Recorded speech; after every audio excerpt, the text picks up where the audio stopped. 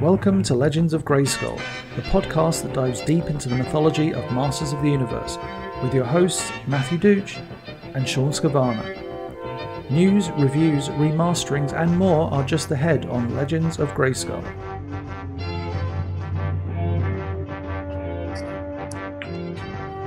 Hello everybody and welcome to Legends of Grayskull Live! Coming at you. I'm going to date this one. Thursday, July 22nd is 8 p.m. Central, 9 p.m. Eastern. We are here at Legends of Grayskull. We're celebrating the history, the mystery, the magic, and mythology of He-Man. Nope, forget all that. It's Masters of the Universe Revelation tonight. That's what we've got. I'm here again, Matthew Dooch, here with my co-host, Shawn Scavarna. Shawn, how we doing tonight? Happy Revelation Eve! Happy Revelation Eve! All right. It's a good night. Good night. It will be. Let's pop into the chat here. How you been, Shawn? What's new? Before we get into it, how you doing, buddy? This week has been a week, and I'm looking for it. I flat out said to my kids, tomorrow is Daddy's Day. After everything I've been through, tomorrow's Daddy's Day. Daddy's going to sit down first thing in the morning. We're going to get pancakes, and we're going to watch Revelation. The whole family. So can't complain. How about you? That's better than me. I got to make it all the way through the work day first, and hopefully Friday evening I'll be able to sit down and enjoy the libations and the revelations. Oh, I'm not allowed to talk to him all day tomorrow. No one would. I will be basically, once this is done, I'm gonna be going into media coma. I mean, that's the only way we can do it, right? Because we're in this binge-worthy era where everything's just gotta be now. So yep. It is what it is. Let's give a shout out to the chat room here. Okay, we've got Bahamut 810. You were first. JMax77. What's up, buddy? Hey, I know him. Robert Emery, or should I say Reed. How you doing, buddy? Thanks for joining us. Pride of Grayskull. Put your guns on. How you doing, buddy? Well, always a pleasure. Talk about Christmas in July. Absolutely. Reed, 2 minutes late. The nerve. Well, you gotta factor in that 30 to 60 second delay there. So I was only like a minute late, but that is actually, I'll be fully honest here. I realized here as Shawn's like, ready. And I'm like, where are you, buddy? And then I realized that I never actually sent him the link. So that's what that last minute. Yeah. Now, granted, he didn't when I'm like, hey, I'm ready. Are you? Or he wasn't like, hey, is there a link or anything? Which would have been nice. Yeah. But, Yeah. But we got it. We caught up. Matt's usually on the ball, and tonight he's so excited he forgot to send me the link. So I would have just been sitting there on Messenger going, I guess I'm not invited to my own party. Not here. Let's see what I missed. JP Casto, what's happening, bud? And Manny Gonzalez, there he is. Manny. All right, guys, we've got a heck of a night ahead of us. We're going to be talking, obviously, Master Universe Revelation. We're going to be, we're as I told Shawn beforehand, we're going to be visited by ghosts of Revelations past, present, future. So just hang with us, guys. We're gonna go a while, but trust me, it's gonna be worth it. When you see some of the guys that we're gonna get to talk to tonight here, this is just gonna be a blast. So, in full disclosure, Shawn has no idea who's coming in. I'm starting to get a little nervous, going like, okay, should I have dressed up more, perhaps, or what? No, come as you are. Come as you are, as Kurt Cobain once said. Yeah. Trying to get all. I'm happy either way. All you guys in now. The other fun thing is, huge shout out. I haven't seen him in the chat yet, but if you're here, Casey Moulton, amazing Yes. dude. He sent he sent both of us. Sean, you did your review on Facebook. I've been so slammed with work, I haven't gotten to do anything yet. But he sent both of us a Masterverse, Revelation, He-Man, and a Skeletor. So huge thanks, Casey. I am going to get my review of that up on the YouTube soon. Sean's got his right there. Yeah. So yeah, he's an amazing viewer. We can't thank him enough. So when I found He-Man and Skeletor in my local store, I said, well, you know what? I still gotta support the brand. So I grabbed them. What do you think we should do with them, Sean? I think we should probably give them away because it's Revelation Eve. So stay tuned here, guys. We've got special guests, ghosts. We've got giveaways. We got Revelation Eve presents. So we got a He-Man, a Skeletor, and somebody's going home with a Battle Cat tonight. So, but you got to stay tuned. That's the one thing I'm putting out there. All you guys are in it to win it. We're going to do it randomly, 1, 2, 3. But you got to be here. I want to talk to the person in the chat. So stay with us for the chance to win those. Let's see here. Scareglow. Perfect. Who got Scareglow today? For those of you who don't know, Mattel Creations has their all their San Diego Comic-Con exclusives are going through Mattel Creations this year. So they put up the Masterverse Scareglow. They put up the Hot Wheels 2-pack. It's the Wind Raider and Land Shark we already have, but now they have He-Man and Skeletor figures in them. And then they've got the Battle Labbit. With apparently Labbits are a thing, I found out. Who knew? But this one looks like Battle Cat. Sorry, get a message. So, Sean, did you get a Scareglow? No. Technically, no. I'll put it that way. Technically, no. No. Because by the time... sounds like somebody has a hookup. Yeah, somebody had a hookup today, and I appreciate that very much because the minute I saw Scareglow being announced, and you know how I am, like between you and me, and now I'll share with the group, I've been trying to just focus on pre-orders and stuff versus doing the go to the store and all that stuff. That way I can budget my money a little better because I'm more of an impulse shopper. But then they threw this. And then I'm like, and then you got to go on the website and all that other stuff. And unfortunately, by the time that I got on there, I'm pretty sure that was when everybody else was turned down. Everything was sold out. Yeah, I do have a hookup at least. I got so I worried appreciate it. because I hit that throttle. And we're gone.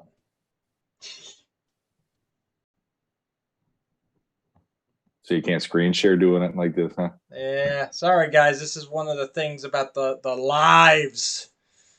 Just 1 second. We're still here. They should still be able to hear us. Aha. Sometimes no you more just screen sharing. You got to roll with the punches.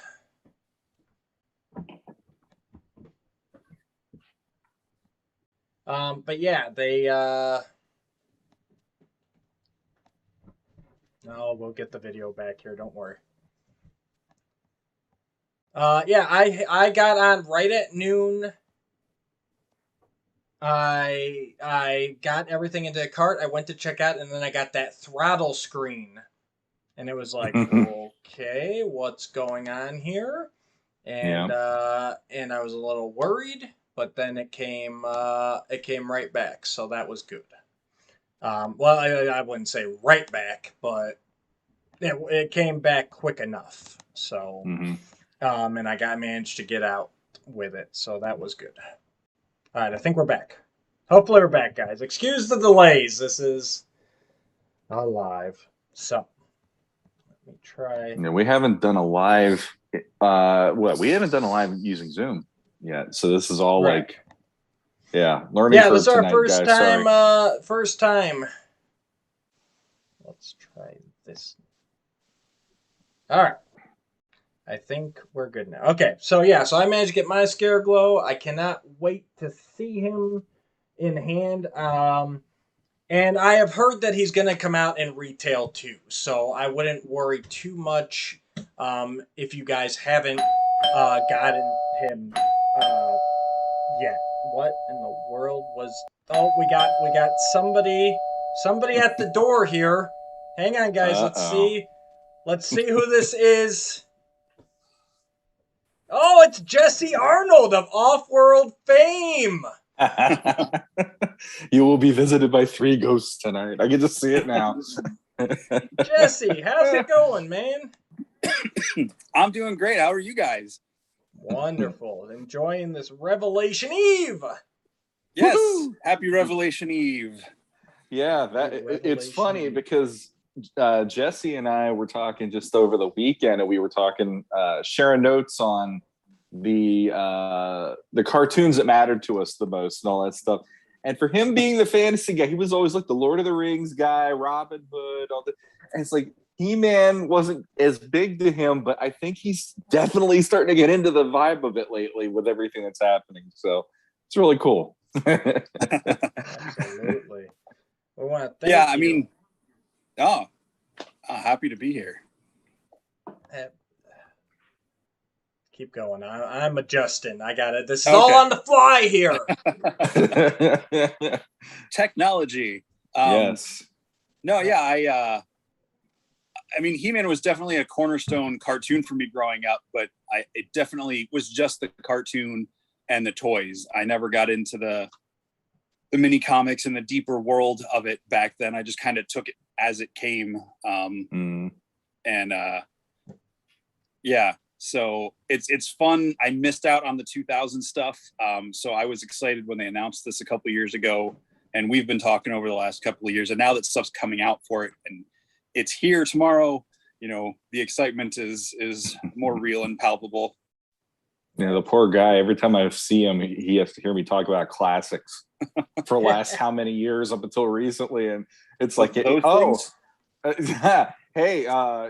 want to share the little, there you go. Yeah. Yes. Yeah, I've got my Revelations and the 2 classics I have, the Sorceress and Tila. I can't tell which way direction. There she is. Yep, yeah, we got you. Nice, nice collection. So you So you loved it when you were a kid. You stayed out of 2000X. What have you seen that's like, I need to get back in this, or is it just because it's available and everything? Well, I guess it's because it's available. Like, I wanted to get into the 2000X stuff or from that era of it, but I just, with work, I think I was in college and all these different things, I just missed out on, and I didn't have cable, right. So I don't even know what channel it was on. I just missed out on all of it. I think I saw part of the first episode when it debuted because I was babysitting or something, and I was like, oh, this looks really cool, and I never got to get back to it. And so when I was like, oh, Kevin Smith is doing it, it's going to be on Netflix. All right, I'll be able to watch it. Let's see what happens. And the trailers came out, and then I saw the teases for the toys, and I'm like, I'm an avid toy collector. So I was like, all right, at least the toys look cool. And then, so I'm just really excited to see what this story holds. I like that it's, because it was always He-Man in the Masters of the Universe as a kid. So I like that it's just Masters of the Universe Revelation. Shawn knows this. I'm a huge fan of Tila and the Sorceress. For some reason, those characters always pop out for me. So I'm excited to see where they go in this new series. And it looks like Tila's getting some cool storylines from the trailers. Ooh, dangerous territory.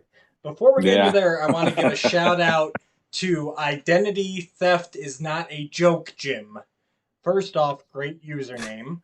And he says that we are the Beardy, the Baldy, and the Dooch. So I'm not sure which one of those I am. I guess I'm Beardy, I'm assuming.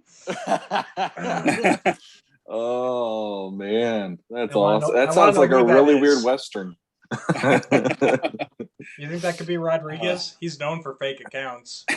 Well, he's the one that can diagnose them easier than most. That's a little bit weird to me. I don't know if that's a deep dive calling us that, but I mean, that's definitely a throwback to our Shawn and yes YouTube channel a couple years back. We had it. We were calling our movie review channel the Beardy and the Baldy. Oh, it was so just some exactly. So identity that is not a joke, Jim. Has to be somebody from your guys' past. And I don't know who that would be, honestly. For me, is it somebody you know, Jeff? Off the name, I could be anybody. I don't know. I'm just going to say to them that Bears beats Battlestar Galactica and leave it at that. All we need. J-Max says that's the same names for his 3 ex-girlfriends. So the Beardy, the Baldy, and the Douche. Oh, you dated my sister, huh? Not going to touch that one. Off. So you touched on something here, Jesse. I want to get back to it here while we got you with us. So you said that Kevin Smith, just having that name out there was a draw for you, correct? I'm not going to say I'm a fan of everything that he does, but like when he does something, it's like I'm going to at least check it out and see what it's about, give it a shot, and go from there. But just having his name attached kind of puts it into, just even in the news. Like, I know I've seen more news stories about this than I have about any other, definitely more than New Adventures, even more in 2000X. It's like, it's just getting out there even without necessarily being like in the community. Absolutely. Yeah. I mean, again, it was He-Man. So even if he wasn't attached, I probably would have been paying attention because I have the time and the ability to catch up on it now. But seeing that name attached to it was definitely like, all right, someone who is as geeky about this stuff as we are and isn't just some person with a job. No offense to the creative people out in Hollywood or wherever stuff gets made, but like, I know he loves this stuff. Maybe not the same way or for the same reasons, but I figured, there's going to be some heart to it, even if it's not the heart I want it to be. And I didn't want to point that out because that's what we've been saying from the beginning. It's like people just need to realize that Kevin Smith was brought on to be that name, to be that draw. Even if he doesn't necessarily, he was not a diehard fan growing up, obviously. But, just everyone's got to remember that, everything that he's touched, if anything, he's been shittier with his own properties than he has with anything that he's licensed on or brought on to, you know what I mean? Mm-hmm. So you're looking forward to seeing Tila. That's good because apparently the whole show is about her. Give us another one. What's one character that you have not seen in anything so far that you're hoping to see? This is going to sound really lame. I've seen the 4 characters I'm most interested in seeing in the trailer. Sure. So who were those 4? Tila, Sorceress, Battle Cat, and Orko. Okay. Now, Shawn, start thinking now. It's going to come your way eventually. What do you think about Orko? That's probably the most drastic redesign out of all the ones that we've had so far. Me? Mm-hmm. I don't know. He looks like a natural progression from what I've seen, and I've only watched the trailers a couple of times, so I'm not as because I try not to get too deep into the stuff I want to see as far as like extra stuff until I see it. Right. To avoid spoilers for one thing, and just I want to let it be its thing and kind of avoid the whatever, because I mostly look at stuff on Instagram and a lot of people have their own opinions and theories and everything to spin out, and I just like to get excited. That's why I was happy to join this, because it's like it's Revelation Eve. We're excited about this, at least in theories. And so I think his design looks pretty cool. It looks like a similar progression with everything else as far as I can tell, but It was just those couple quick shots in the trailer. He seems to be wielding some pretty serious power, though. It looks like. I cannot wait to see what he's doing. Oh, And I'll say this, because Sean and I, when we were talking this weekend, it wasn't specifically about Orko, but as a kid, there were no kid characters in He-Man, like regular characters. Like, I didn't buy Prince Adam as a teenager. Right. So Orko was small, therefore he was the childlike character in the show. And being a kid, I liked seeing kid characters in shows. And even though he was kind of a goofball, he was the one I kind of most identified with as a kid. So getting to see him possibly be some badass in this is kind of exciting. Right.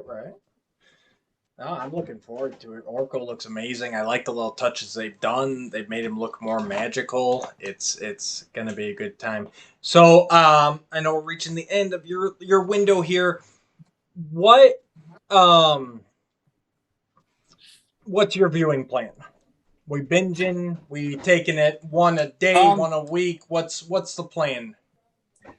I'll probably binge it on Saturday, just because tomorrow I'm working and I have a movie to go to tomorrow night. So I'll either stay up late watching it Friday night, or I'll watch it Saturday morning, like a cartoon should be watched. Seeing as that it's Netflix and the way they did the Transformers show, it will probably go way too quick.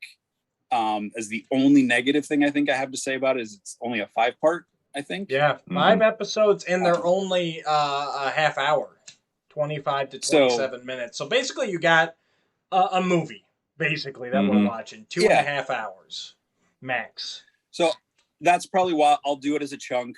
I'll enjoy it, and then I'm sure if I get to see Sean it all over the weekend, we'll compare notes and geek out over it, or rant, whichever way it goes. And probably or I'll just go, I'll just say, put it on. We're watching it together right now. I don't care if you just finished it. Yeah, that's also a possibility. It's the return of the beard and the baldy. I like it. All right, beard Jesse. and the baldy right again. We want to thank you for popping on here. We appreciate it. Sorry we were kind of you were our first ghost tonight. Right. So, but we appreciate you coming on. And glad I was somebody. You are somebody in our hearts and in our minds. So thank you, sir. We will chat soon. Until next time. Have a great night. Merry Revelation Eve. Merry Revelation Eve.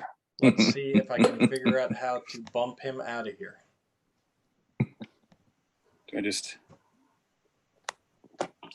Technology.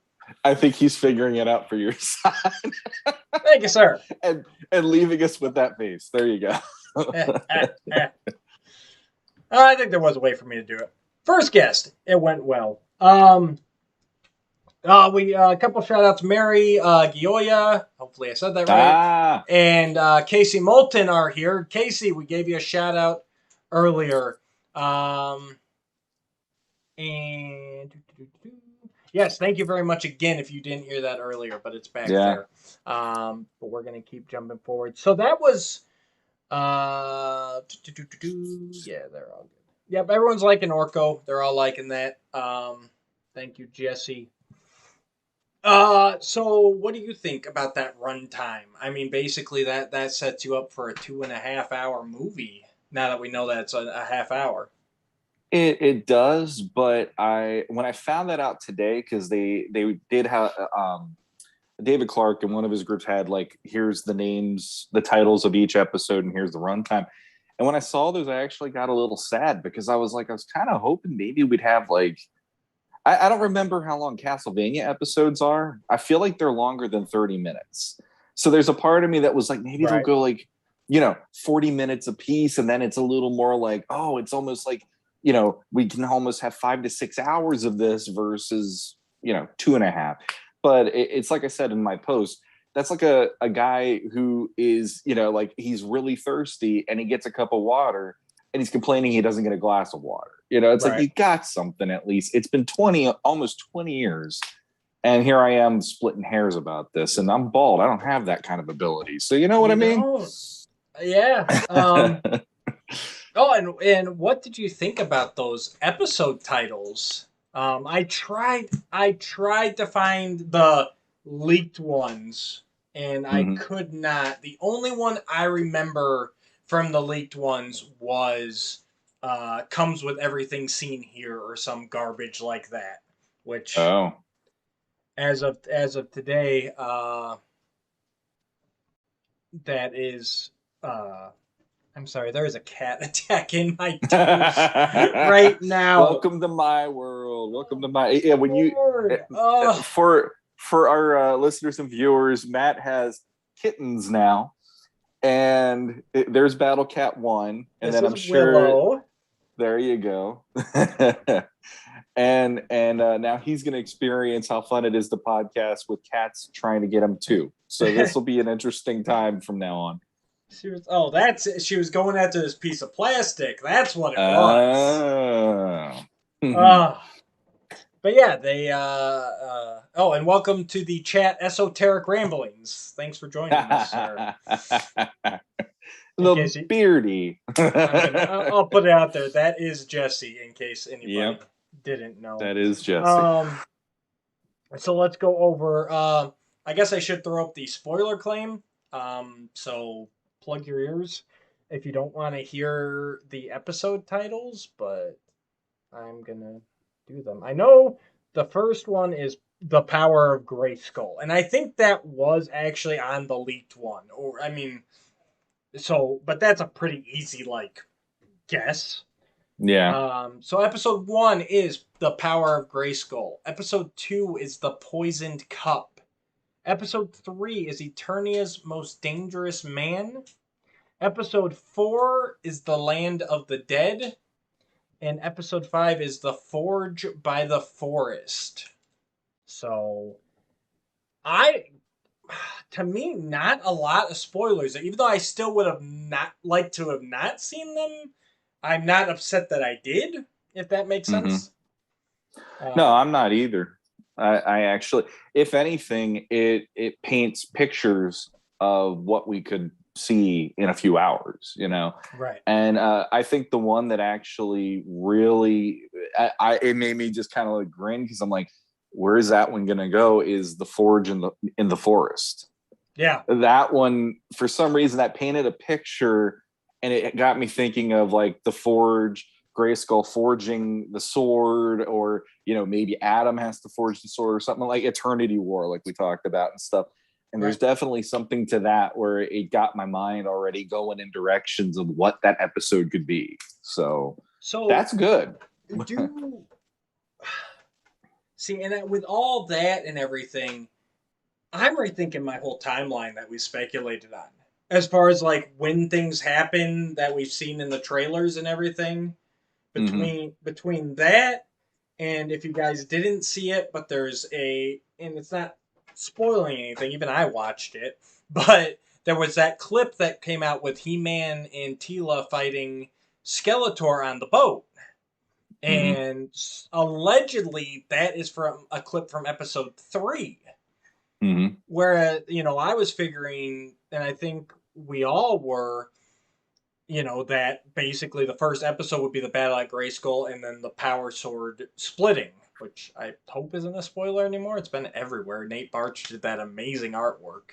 Yeah. It's also in the trailer for the second trailer. If you haven't seen that, and that was the one where I felt that the dumbest that I forgot to say that when we talked about the trailer in the last episode. So yeah, you're like, I'm saving that for you. And then I'm Stinkor. I think that's cool. Right. So one of two things are happening is either we're off on our timeline, or there's going to be a lot of hopping back and forth, the concurrent stories where, yes, we're following the quest after the sword is split to recover the power sword, but we're also at the same time kind of doing the flashback to, well, how did it get here? You know what I mean? Yeah. Well, I'll be honest. I've listened in the last 24 hours to probably, I want to say, 7 or 8 reviews, none of which were spoilers. He's going to be this guy. All I could say is I don't think anything that I guessed is going to work out the way it does based on what I've heard. Right. And they didn't get into spoilers. They didn't get into the story, anything within the story. But I keep thinking like, there's a lot of stuff here that I don't think they're gonna do it like we were thinking they're gonna do it. And there was one specific podcast that said anything that you think is going to happen, you might as well throw it out the door because it really doesn't work out exactly the way you think it will work out. And I'm like, at this point, I figure that him breaking the sword has to be something huge. Right. Like either that's in the first episode, like you said, like, maybe that whole thing, or maybe that's by the 5th episode. And then all of a sudden, oh my God, he can't turn back or whatever, and, but again, I'm just like, let's see what happens now. And I hope that I didn't call it. The less things I call, the more exciting this story is going to be for me. You know what I'm saying? If I got all my speculation wrong, that's awesome because I'm going to be shocked and amazed. Bahamut 810 says flashbacks are a thing. On Rue 83 says time jump, and I think it's gonna. That's honestly what I'm hoping. The more I thought about it, was I'm kind of hoping that we're going like kind of back and forth, flippity flop, and is that you? Not me. Not you? Do we have someone at the door? Hello? Is anybody there? Oh, we got... Hello! Hey! Oh my God! Hey, the hostess with the mostest. We've got Danielle Galerta has pounded down our door. Long time no see, guys. How you doing? It has been wonderful. How about you, Danielle? Oh, wonderful. I was just watching you guys, and I'm like, oh, I should shut them off before they zoom me in. Otherwise, they're going to be hearing themselves. Yeah. Yeah, so super exciting, right? Oh, yeah. No, I cannot. Revelation Eve. Merry Revelation Eve. Yes. Merry Revelation Eve. Yes. I wish I had something to toast with. I'm literally don't worry. Double. I just moved into this apartment a couple of weeks ago, and I have this really small TV, and I was looking at it and I was like, you are not worthy. I was like, I have to get tomorrow. I'm going to go get a bigger TV. I'm going to go get a TV just because it's like, I can't watch Revelation on this tiny TV. Isn't that that's such a first world problem? It's too small. I need a bigger TV to watch Revelation. It's a big deal. I was saying the same thing though, because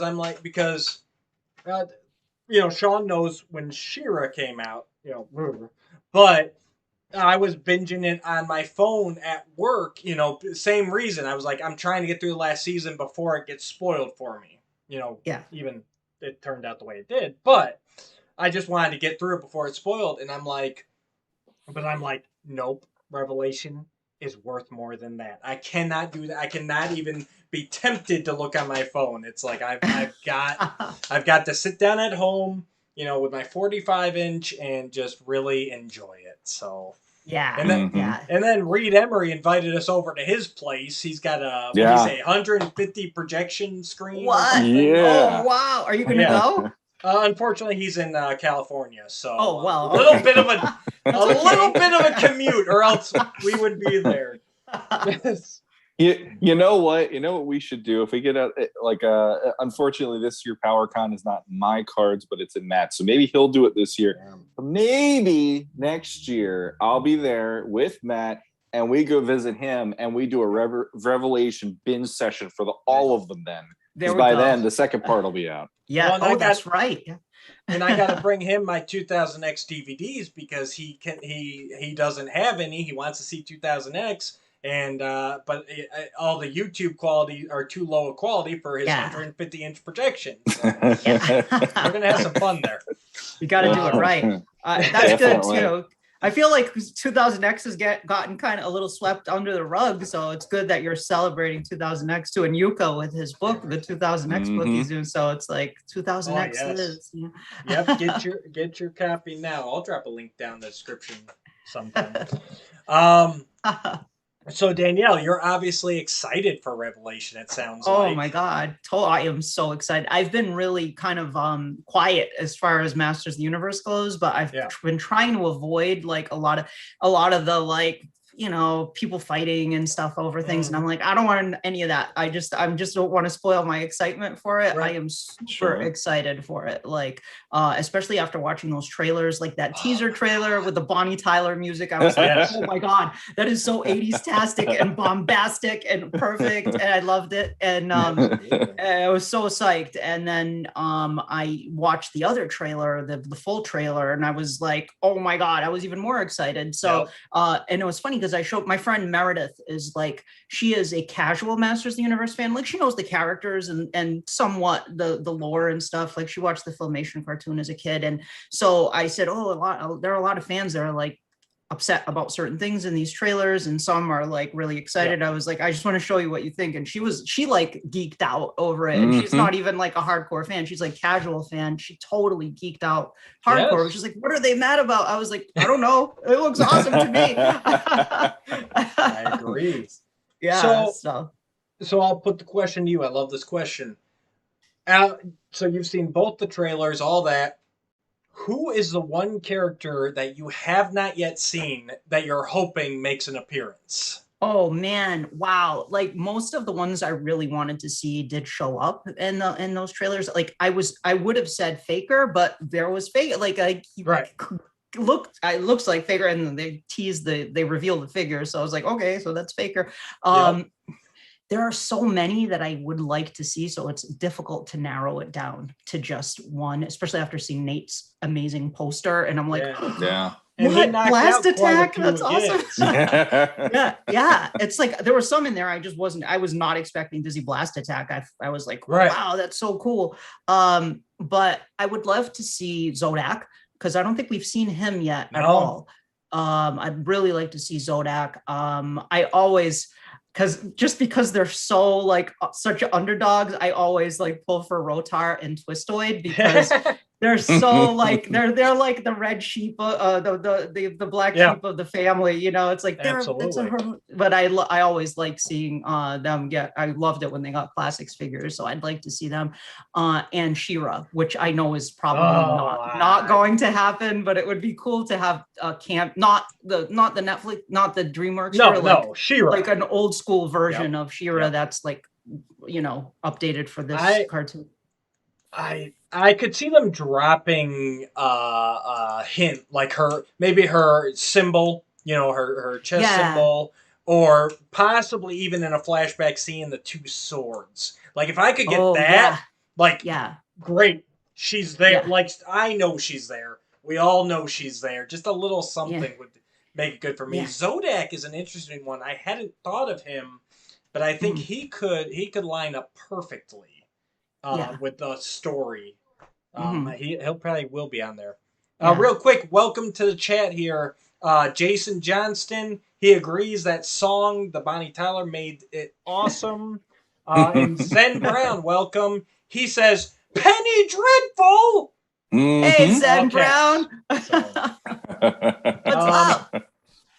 And guys, don't forget, drop a comment down below so I get your name on my list, because we've got figures to give away, and that could happen at any time.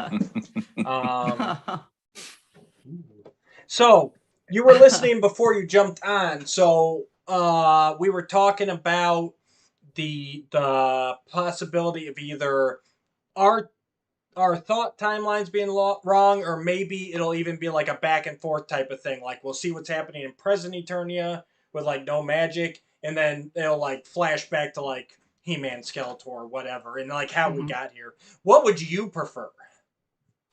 In terms of like how they structure it, you mean? Right, the structure. Would you rather see it just a linear story, or would you like to see it jump back and forth between the two storylines?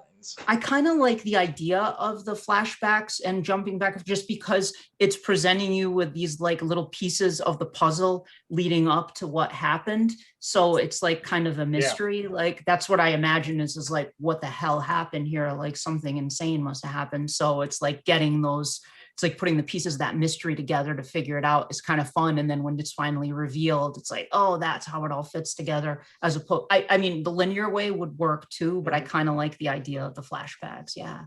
Yeah, once that came out, that's kind of where my mind was at. Shawn? I'm kind of more linear at this point, because I feel like if supposedly the first episode, the way that it was told to us is it will feel like the spirit of the original, I kind of want that to be the only time we deal with that and get into the grit of everything we're going to have for the next episodes. Maybe a flashback here and there, but I'd rather it just be more, let's stay the course of this storyline.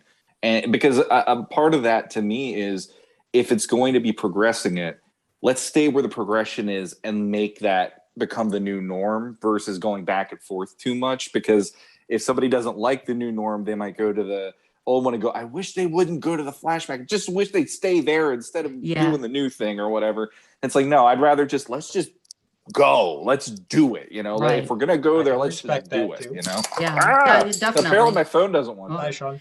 It would be it would be interesting, if the first like 5 episodes were set like in the end of that era of the original classic era, and then it transitions into the second half, maybe is like where it goes from there.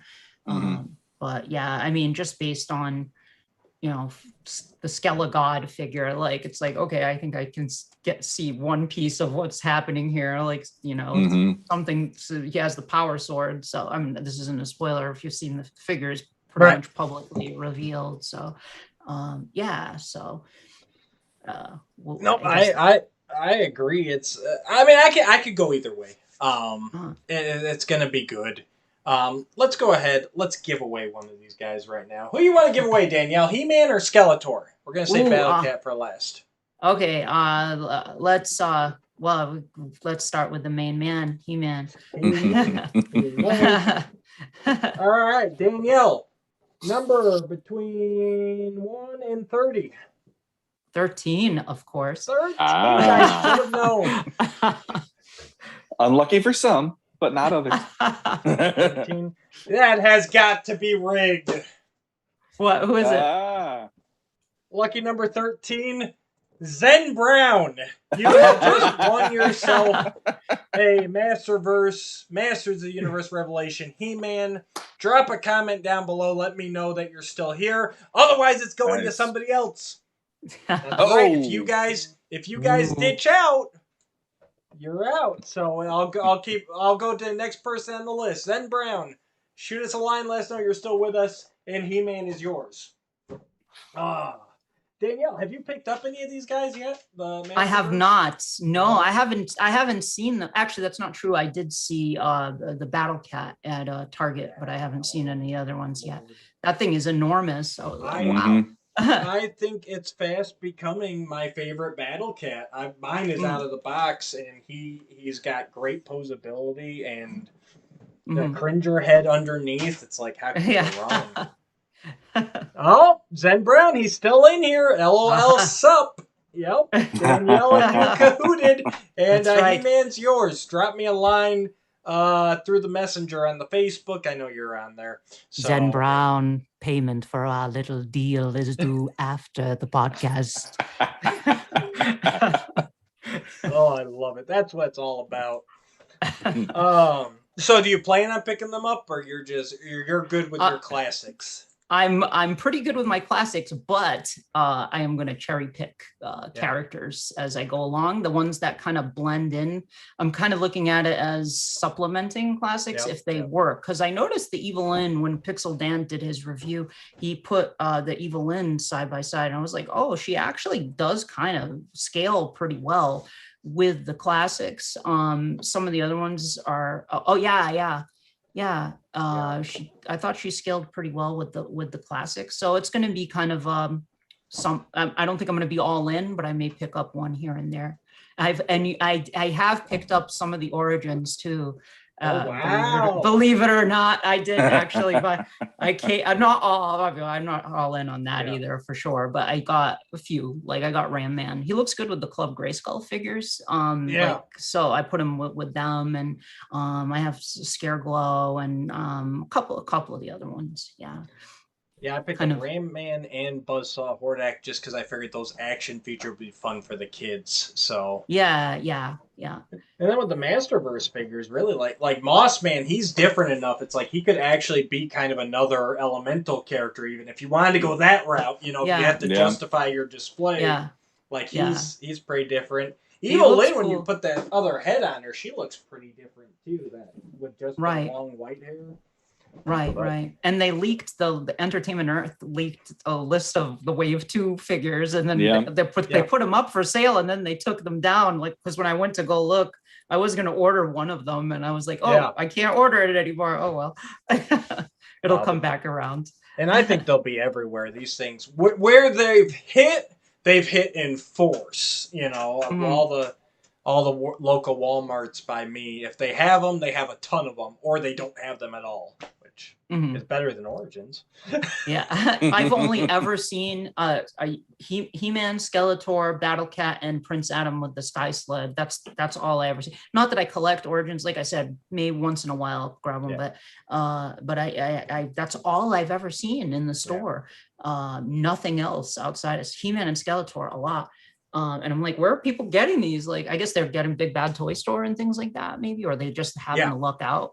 You know. Yeah, Big Bad Toy Store, Entertainment Earth. That's where you go if you want to secure them. Yeah. You're probably like me. I don't collect a lot of them, but I know I have to check. Like I have to walk by that section. Yes, totally. Yes. Just to see that logo on the shelves, if nothing else. Yep. I absolutely the same thing. That's exactly it. It's like, and honestly, I'll tell you, this is so nerdy. Like if they're like messed up, like if they're not like if they're like, you know, underneath, you know, those shelves underneath that people just kind of throw stuff down there. If I see them there, I like take them out and hang them back up and just so people can see like He-Man is there. And I saw the minis too. Same thing with the minis. Like Target has like a display with some of the minis. They only have a few in there. They have like Battle Armor He-Man. They had an Evil Lynn in there, and those were kind of all messed up too. They're like falling over. So I was like, I arranged them all so they could people could see them and stuff. It's like kind of OCD. It wasn't really OCD. It was like I didn't do that with any other toys. It was just Masters of the Universe. Right. No, they gotta look presentable. That's my baby. Yeah, it's like, and so people can see them too, and be like, oh, what's that? You know, He-Man. Yeah. I don't know if kids are into them, but I've seen some kids look at them. I even saw one kid one time, but again, I don't stand in the toy aisles and just stare kids down. I think that would lead to problems. But I did see a kid actually get one in a cart once, and I have seen kids really eyeing them and looking at the back of the packaging and everything else. Like they're catching their eye. I don't know if they'll you know end up chasing it, or whatever. But I will say, I'm sorry. Revelation and Origins in some respects, I think superior to 2000X. Are so colorful, like the vintage days. The cartoon, the first time I saw the cartoon, I was like, yes, that's the color scheme. They went with the right color scheme because it was always so vibrant, the toys and the Filmation cartoon, right? With all that sort of, the very bright colors. 2000X was more browns and like earth tone kind of stuff going on, I thought. So this, I think, is more visually appealing to children too. Oh yeah, catches the eye. Yeah. I've missed who asked it. Zen Brown, we did get you. That is your He-Man. You just got to send me your address and it'll be on the way. And somebody asked, I think the answer is obvious for what Revelation is, but let's throw it out there. Zodak, you want to see with a C or with a K? Oh, I want to see both of them. Since Classics made them both unique characters, it's like, well, why limit yourself to just one Zodak when you can have both? All right. Shawn? Is that a cheat? That answer? Is a cheat. You're riding that fence pretty hard there, Daniel. But we'll allow it because it's Revelation Eve. Shawn, which Zodak you want to see? With a K, because I always felt watching 2000X, there could have been a lot more of him kicking butt. And this is one of those times where, he can't be neutral if this is what's happening with, Skelegod and the power getting drained and all that. And it's like, out of the two, Zodak with a C would just sit in his chair, and talk very nicely like Yeah. this. Yeah. Whereas Zodiac with a K would come in there and he would just be like fists first, and all that. Yeah. Definitely more of a man of action versus the more neutral sort of observer. Exactly. Whoa. Oh, Somebody is impatient. Yeah. I tell you what. Come on in. what? Ladies and gentlemen, Mr. Rob Bass is in the house. Oh my God, it's me. Oh, Hey. What's going on, everybody? He couldn't even wait for Danielle to Welcome. get done. He just knocked down my door. Now it's a Legends of Grayskull Grayskull crossover. Yeah. It's Anyway. about time, right? It's long enough. I know. Little Legends of Google going on. Legends of Legends. Google. People like don't know that. I'd be like, what are these people talking about? I think in our case it would be the Goobles of Grayskull. I don't know. You know, you saying that? I keep being like, my brain keeps saying goobers. I'm like, what? That would make a little more sense. I feel like that. Yeah. Oh, Rob, how are we doing today? If anybody doesn't know, this is Mr. Rob Bass, mastermind of alternative minds, host of Roast Google Dinner. Whenever you guys come back from hiatus. Yeah. And yeah. Not like I'm patiently waiting by my phone every week at 10, 11 o'clock at night going, maybe not. I think all of us are actually. You know what the saddest part is about that is that we actually have like 4 or 5 episodes that just sitting there that could be aired. Probably so outdated. I think we talk about we can't wait for Mattel might not bring. I think we're excited for the movie from 2012. Those got some episodes in the bag. I feel like really good topics. There are a bunch too from like years ago, like way back that just never aired. If you look at the list of episodes, there's like gaps where those are just not there. We did skip like numbers, like randomly. Yeah. I was like, I'll get to those. I'll get back to those. I remember that you guys were even referencing stuff. I was a religious Roast Google listener. I mean, every week as soon as it came out. And whenever you guys went on hiatus, which is always about this time of year, as PowerCon was kind of ramping up and everything else, it's like, regardless of what everything else was, it's like there's not going to be any Google during this time. And then you guys would always come back and be like, hey, remember this? And Val's like, yeah, that hasn't aired. And then it just... I was always waiting for him like to edit those parts out. Like we'll talk about we're going to talk about this topic. Now one episode when we interview that one person, he'll just leave that like, one day we'll edit that. It's like it'll come. Tell me lies, tell me sweet little lies. All right. So let's roll with Rob here. Danielle, if you're okay to stay on, feel free. And let's see what's... So, Rob. I'm happy. How excited are you for Revelation? I am ecstatic enough that I'm trying to avoid the internet. What I mean by that is because it's really hard to avoid the internet with anything. It's kind of like when you watch the Marvel shows and like you can't wake up because someone's like, I don't want to spoil nothing. Oh boy, this episode, you're like, shut up. But I'm also avoiding it because you got that. I feel like because now we have so many like new eyes on Masters, and I feel like as we are diehards, old fans, kind of been like the gray beards, the eye patches that have been through the dirt and through the wars of the last 20 years of Masters, that we are that grizzled veteran with the cigar going, first time, and so I'm not like nervous, I'm not excited. I'm just like, I just want to watch it. Right. And the trailer made me mad because the trailer was so good. Oh. And then then of course you want to hear people's excitement, and then you go right online. You're like, I can't. Oh, people, I hate. Then you remember how much you hate people. It's like, I'm so happy for all the new fans. Said nobody. Yeah. I don't want to. I don't want to be that person. But that's what you have to say. Like Facebook, no, thank you. It's like I'm shutting that door. It's like you start muting all the Facebook groups, and you don't want to do that. You want to see the fans that are actually excited, but it's kind of like, wow, I don't think the fans are actually excited are there. So I'm excited, and Yep. I guess I'm figuring out what am I going to do? Am I going to binge? Because it is Netflix and we're allowed to binge.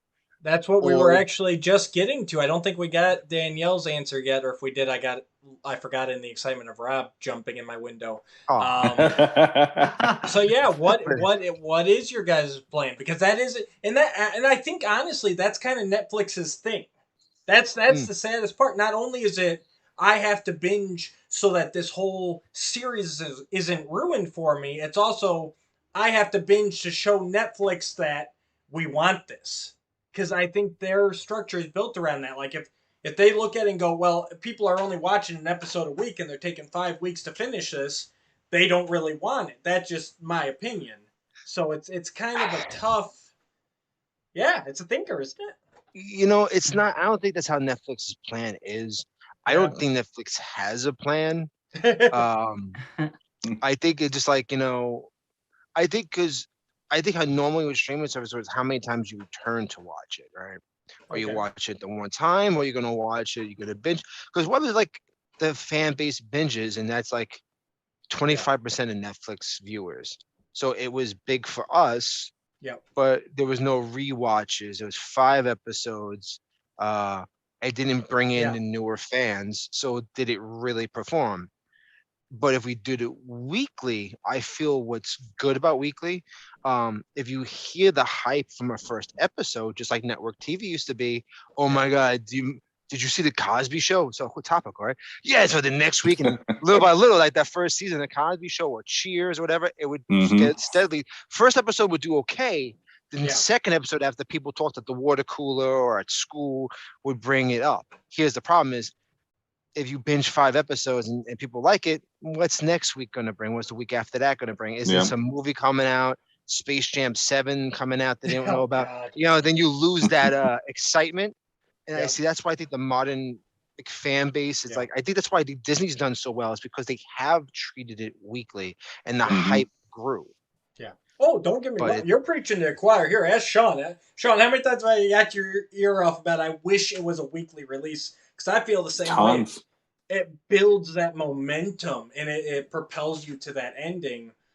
But that's not how Netflix is. I will say that, though. I do feel, to all our listeners, if you're going to get together with friends and watch it, I would say also watch it on your own. Yes. I think that'll make a big difference. Because every account, if you get like 20 people in a room watching it, it's only streaming on one account, right? So if you watch it on separate accounts, then it looks like there are more watchers. Absolutely. Yeah, that is a problem with that. Everyone tends to want to do group parties, and you realize as cool as group parties is because this is a cartoon show. Treat it like you did it after school. You didn't watch it with your friends. You watched it by yourself. Then you went back and you talked about it. You had your notes and stuff. That's true. Shoot, I remember me and my buddies, we used to get together every week. TGI Fridays, TGIF, Boy Meets World and all that. We used to watch all that together. Man, you're so young. I was going to say the same thing. I was waiting for it. Boy Meets World. I thought he was going to say like good. Full House or like something like that. Yeah. He's like, Boy Meets World. I'm like, wait a second. I'm dating myself.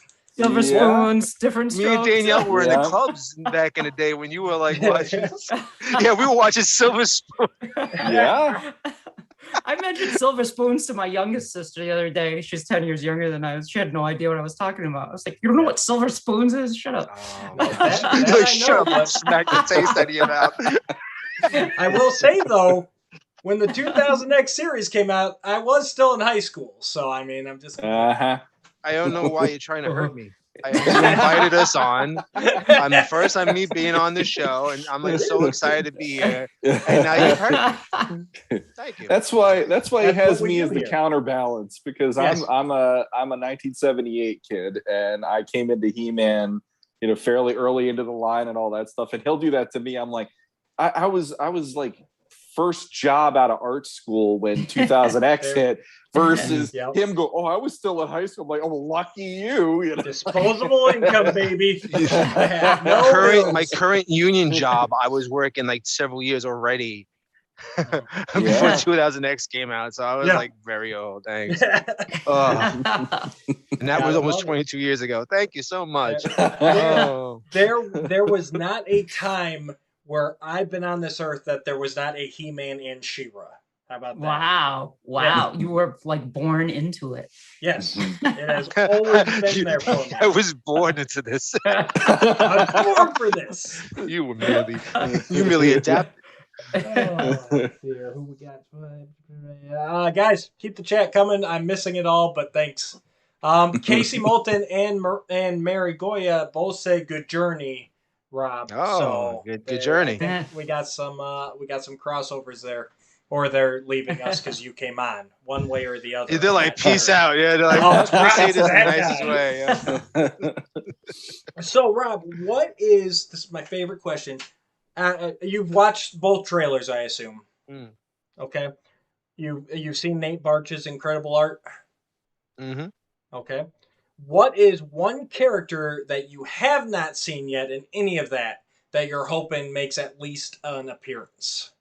Well, if we bring up our boy Nate, I guess me and him do have an affinity for, cowboys. So I'd have to say Rio Blast. Like, yes. Like, you can't give me Roboto in a friggin' poncho and not give me Rio Blast. How are you going to get first? I want Roboto in a poncho now. It makes no sense.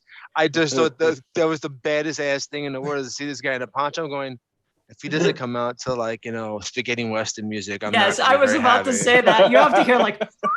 If just like Tila whistles in the back for no reason, where he just gets introduced as a little jab, because Kevin Smith would do that, and I would be acceptably okay with that, because I feel like if they don't do a spin-off show where it's like Robot Cowboy and Rio Blast on like Striders and just in the vast deserts of Eternia, I would be sad. I'm just but that's always a character I like to see. And you see the updates. I like to see the updates and changes to that character. It's funny, too. In the chat earlier, I was waiting to bring it up, seeing if anyone would bring him up. But Dominic Espinoza, he brought back an oldie but a goodie. He had the classic, "No Rio, we riot." So, yeah, that's right. There's another throwback for you. Old school. Yeah, and I hope Roboto has a hat. He's got to have the cowboy hat to go with that poncho, right? I mean, if that's supposed to be a disguise... What good is it showing a robot if he was lost face? in the woods or in the desert, it was probably to protect his clear plastic, because we all know in the toy how well that stays together. So they didn't want to get any grime in it. It was just to cover up the grimy clear parts. Was anybody else surprised that Ram Man wasn't pictured on that poster? Like, where's Rammy? Yeah, he's probably my biggest MIA right now, followed by Manny Faces. Oh, Manny Faces too, right? Yeah. Not necessarily like those are the guys that I want to see the most that hasn't been shown, but it's just the most oddly absent ones. Yeah, they're like mainstays. Yeah. You would think that, but at the same time, maybe not having characters that kind of appeared more frequently in the cartoon is like a better way to go. Mm-hmm. Or like, like my only question is like, I love Ram Man, but I kind of never liked like Ram Man being like as dopey and as silly as he tended to be. I get he throws his weapon is I smash my head into things. I get it. He's not going to be the genius because, like, you like how we're going to fix this problem. I got it. Yeah, right, I get it. He's not going to be like poetic or nothing. But like I felt like I want him to just be this big hulking beast. I always felt like Ram Man was that kind of character because of the way he's built. I want to make sure he looks good. I don't want him just bopping along like, hey guys, like no animation frame. Then again, that would be really funny. Or like just, we don't know, like the trailer does kind of explain stuff. The two trailers kind of explain. We've heard Kevin talk, but maybe these characters are there, or maybe they pull like the classics bio and just start killing people randomly. No. I don't know. We brought him back. It's gonna be the first episode. It's gonna be fun and laughing. It's like, hey, yes, He-Man's gonna kick someone's butt. There's a eulogy, like, remember 6 years ago when Ram Man, Rio Blast, and he faces all perished in that volcano on Cobra Island, and you're like, man, because I think Larry Hama did that as well. Like in the comics, he's straight up like, all right, well, it was a big explosion in his volcano, and all these characters died I didn't want to write about. So, right. Or maybe they're in the second half. Like maybe those characters from that poster is like the first half of the show. That means we have to wait like another 2 years for those next 5 at episodes. least. And that's gonna hurt. No. That's gonna hurt so bad. No. That'd be really cool, like the rediscovery of these characters that went into hiding.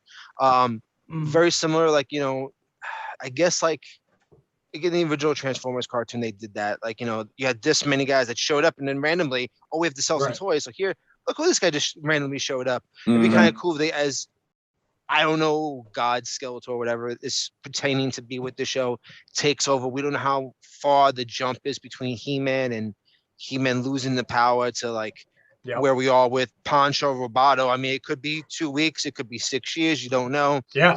And within that time, they could go into hiding, like Days of Futures Past, kind of stuff like that, where you had like, you know, the X-Men characters in hiding from the Sentinels or whatever, like that, in Genosha. You could do something where like Skeletor has taken over so bad that everyone goes into hiding.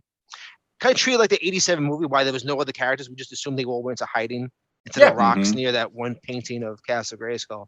So I feel like maybe that could be a cool rediscovery, like as they go to reestablish either finding the power sword, whatever they're doing with this show, they find the lost characters. Yeah, and bring them back. Well, you know, all hope is lost type of thing. But you know, then honestly, it throws back to another oldie but goodie is Emiliano's Homecoming comic. You know, come into this future Eternia where, you know, all hope is lost, but then He-Man shows back up and it's like, wait, no, we got this, you know? So that could be a lot of fun. See, as cool as that is, I always feel about doing like that Jesus allegory with comics. You know, I love the idea. The comic, the toy line was called Masters of the Universe. Each character was the master of what they were. Merman was the master of the sea. Beastman was the master of like puppies, and like every character had their masters. It wasn't just like He-Man. It was you needed the group together to defeat the masters of evil. You know, and you got the good guys. You know, you got like, you know, Fisto, the master of really one big fist that punches you. Like you got these characters, and I love having these idea that they need to be as a group. You know, I feel when all hope is lost and He-Man is gone, well, how do Eternia survive without He-Man prior? Like the character of the finding of the swords, the creating of that character. Well, Eternia was doing pretty darn good before Adam became He-Man. So like, is the hero really the hero, or is it like that famous story? Like, would Joker exist without Batman? And like, would you have that dichotomy? Would the bad guy not be there? As much as like you establish this show and you establish the toys, if it's just all about He-Man coming back and saving the day, that literally deflates every other hero. Yeah, He-Man could turn the tide, but without his, you know, without Teela, who's the captain of guards, one of the toughest chicks in the world, how can you have a Masters? You know, he wouldn't have been trained to be a fighter. Yeah. Because, you know, even though He-Man is He-Man, He-Man is not Superman. All right, Superman could not be trained to fight, because He-Man was like, I'm just really invincible. And like then he goes to fight Muhammad Ali, he loses. He-Man was never that way because Adam was still trained. Lost his power. Yeah, right. Is He-Man, it's still, that's the point. Like, I don't want to see that kind of a story. Right. I would like just more of a redemption arc and introduction, making the other characters a little bit more. And that's what I like about this. I like that it seems to be focusing more on the broad scope. You know, it's focusing more on here's the Masters, here's Teela, here's, you know, and hopefully we're going to get that this time. Obviously, He-Man's their strongest warrior. He's the galvanizing point, but he doesn't have to be the WMD that he became in 2000X. You know, and I think the whole kind of running theme is that he can't do it alone, and I like that. I like that you still need these other people. So because everyone else becomes a prop, right? Everyone else becomes a prop. For like, okay, He-Man's in this episode because it's funny when, you know, Rain Man jumps around, or when this character is like more props than it's like if you look at any of the Filmation shows without being mean about it, if nobody else was in those episodes, pretty sure that He-Man would have won a lot sooner for the most of the episode. Not every episode, but for most of the episodes, He-Man really didn't need help.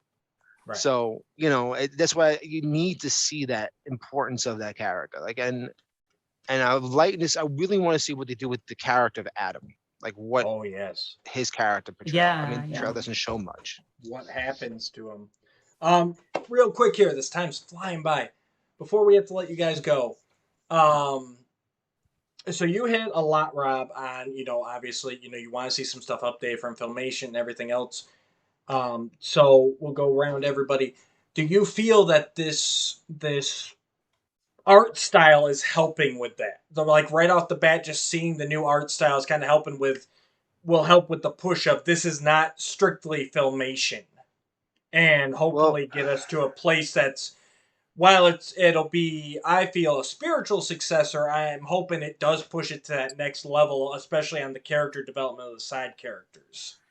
Well, why would you go to the Filmation styles of rotoscope? It's, every iteration of He-Man was a different art style. Even the jet lag animation, as weird as that was, it looked like Ulysses 3000, wherever it was. It was that type of animation style, which is cool.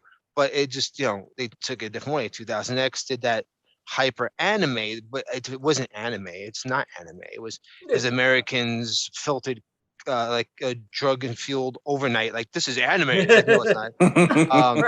Right. But you have this cartoon show, which is just based on, was it Powerhouse Studio, like their style, because they do style. That's it's their style, which is closer to what being a good animation studio is, because you're taking characters and you're making it fit your style without humiliating them. Like, this isn't like Thundercats Go, where it's like, it'd be funny if we make everyone those short stubby guys. No. This is like, cool. But then you hear people saying, oh, why isn't it just like Filmation? I'm like, because Filmation doesn't exist anymore. Like, I don't want cross-cutting measures. I want, we have new technology.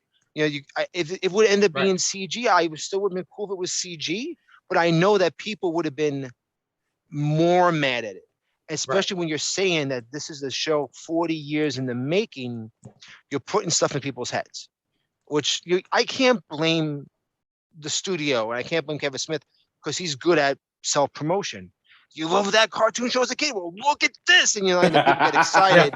And then the trailer happens, and that's not the same thing. And it's like, oh my God, no, it's not. And I would be mad if they went backwards, because that's where I was getting.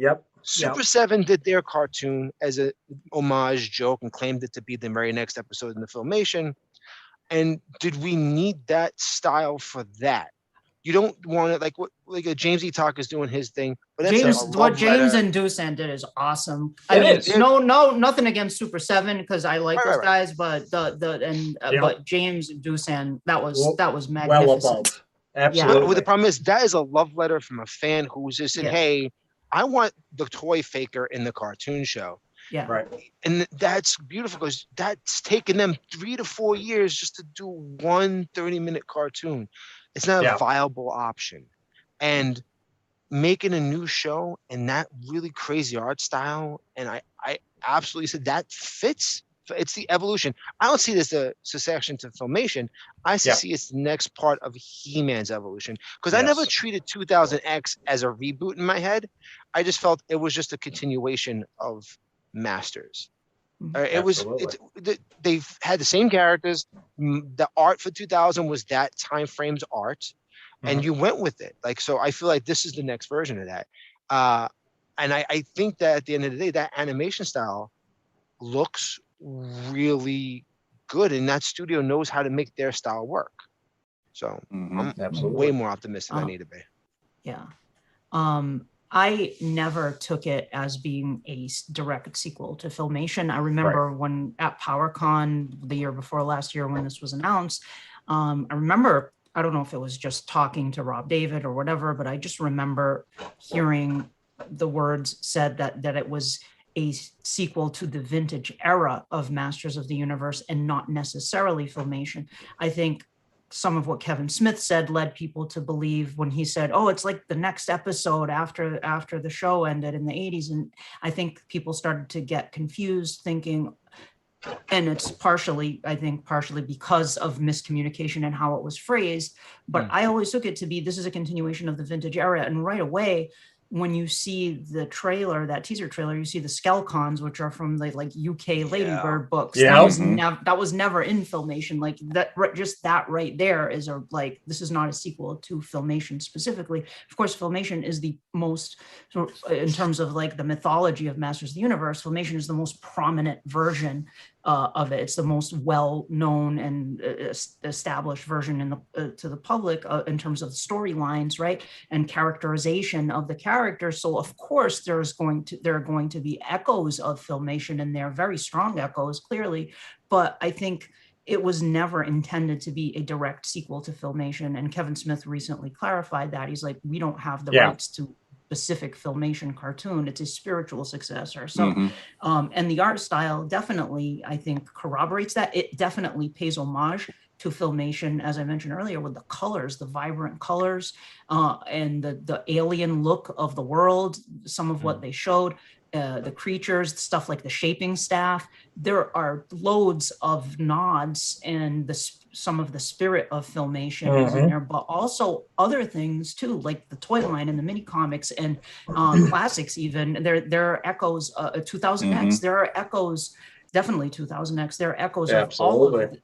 Yeah, I think all of those eras of Masters of the Universe, they distilled a lot of that into it. And I think having somebody like, we know who Kevin Smith is, we know who Rob David is, but I think also Ted Biaselli, who is a hardcore Masters of the Universe fan. And I've seen some people, complaining about that or giving Ted flack online, but it's like, oh, who is this guy?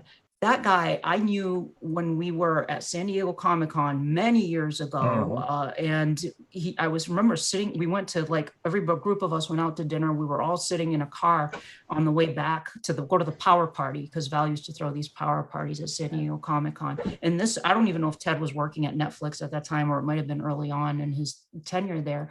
And I remember just sitting in a car with him, and it was me and a couple other people, and he was just geeking out hardcore about 80s cartoons, Gem, He-Man, Thundercats. I mean, he is he is definitely one of us. I mean, he is a hardcore, and Masters of the Universe is like his favorite thing. He would go to San Diego Comic-Con and PowerCon every year and just hang out and geek out with us. He's not some industry weasel, who's trying to attach his name to it. He's not. He is a fan. So, I mean, of course, as fans, we all have our preferences for things that we like, things that we don't like, of course. And he also isn't the only person involved. Mattel is part of it. I'm sure others at Netflix, Kevin Smith's crew that's working on it. There are a lot of cooks in the kitchen there, but having Ted in the mix there as a prominent person gives me faith that that's the right spirit will be in there. Shawn, how you liking the new art style?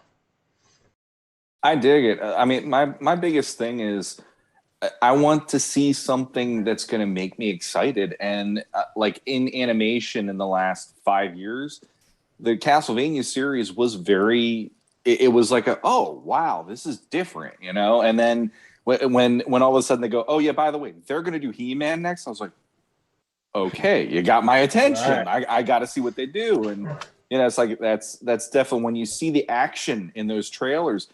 How cool is it to see action we never got to see? I mean, even in 2000X, they couldn't even go to where they're going with what we've seen.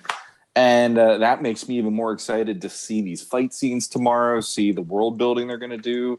And I love a majority of what I've seen from the character designs. There's some that didn't land with others. But I got to admit, I actually like Orko more in this version.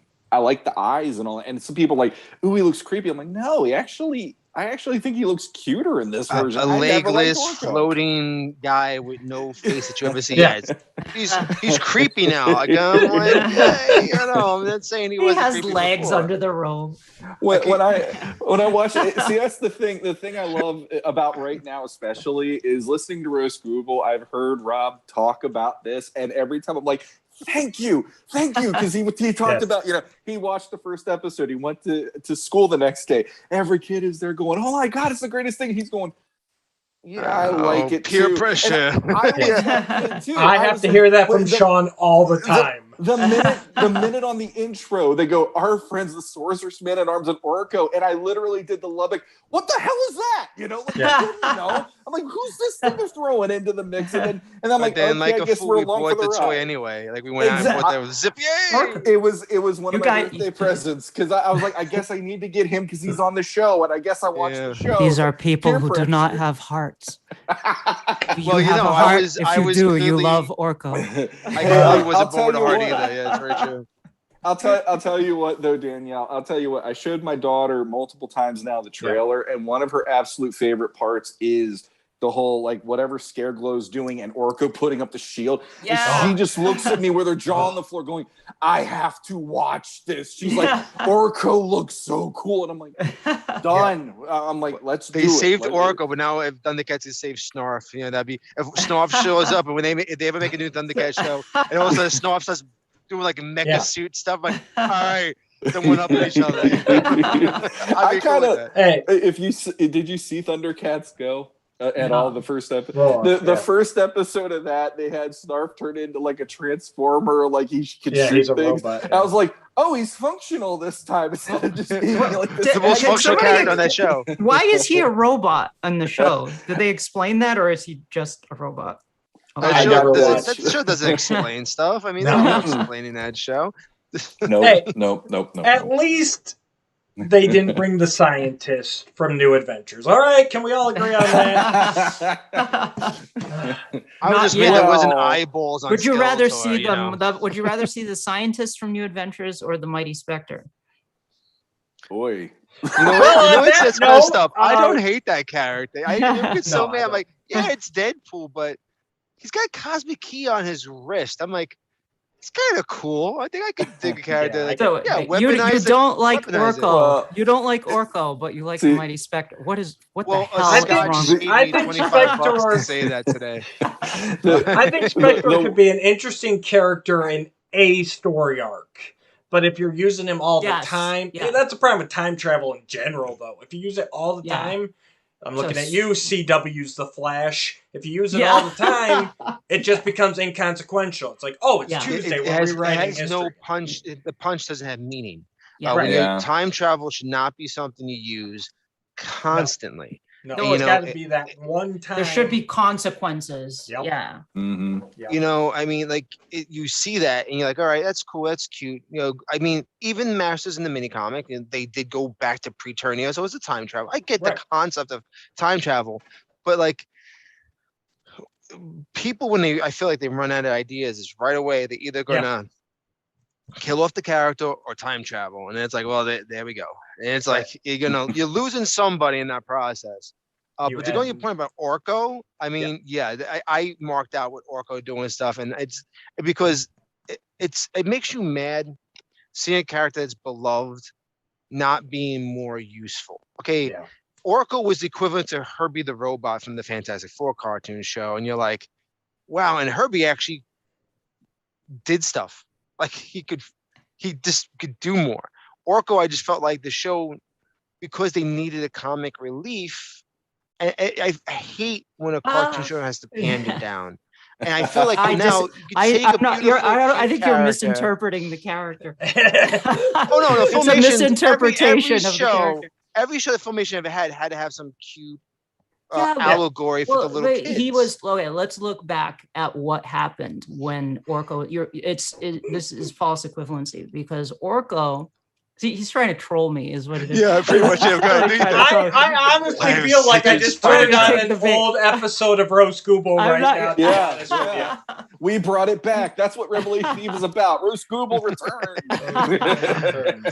It's hurt her. She's like, you son of a... He's not. Orko's a really important character. I should have went after Chef Allen. What was I thinking? That's sacred territory. Just don't touch Rotar and Twistoid, then we're going to have problems. Oh, yeah. All right, guys. We thank you both for being here. I wish we could stick around longer, but we do have to keep moving on. Danielle and Rob, it's been a pleasure having both of you on. You're both welcome back anytime. Rob, we got to get you back for a full episode because I can see. Yeah, I can't believe you bring me on an episode where you give me 15 minutes and you know how I speak. No, this is the teaser trailer. Oh, here we go. Tonight's the teaser trailer. Yeah, there's no full season. I get it. We whet your appetite, and now you got to come back on. Danielle, you got some catching up to do. Both Yuka and Matt Rodriguez have gotten higher than you in guest appearances, so you gotta even that back up a little bit. I can't allow that. The comeback. Yes. All right, guys. Thank you so much, and thank you. Take care. Bye. Later, guys. Until next time, guys. Thanks. Thank you. Good journey. Good journey, Until man. next time. Good journey. All right. And I'm gonna jump right in here. Whew. That rapping dog. You stirred a hornet's nest. Look at what you just did. Nothing.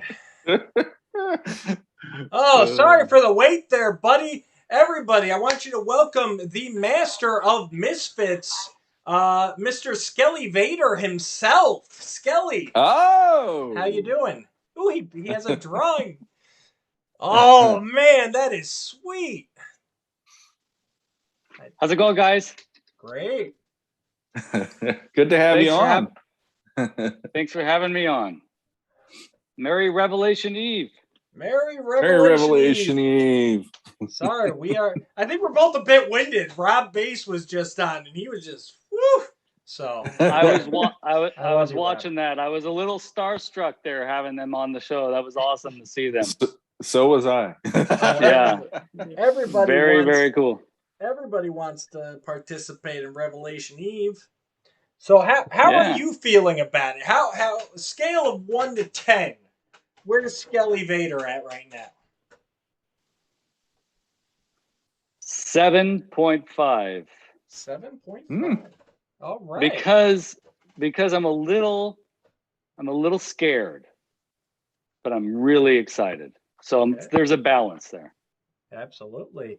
Have you? Okay. So what's scaring you? Let's go there because nobody's gone to Scared yet. Look at him; he's bringing the new angle. What's scaring you right now?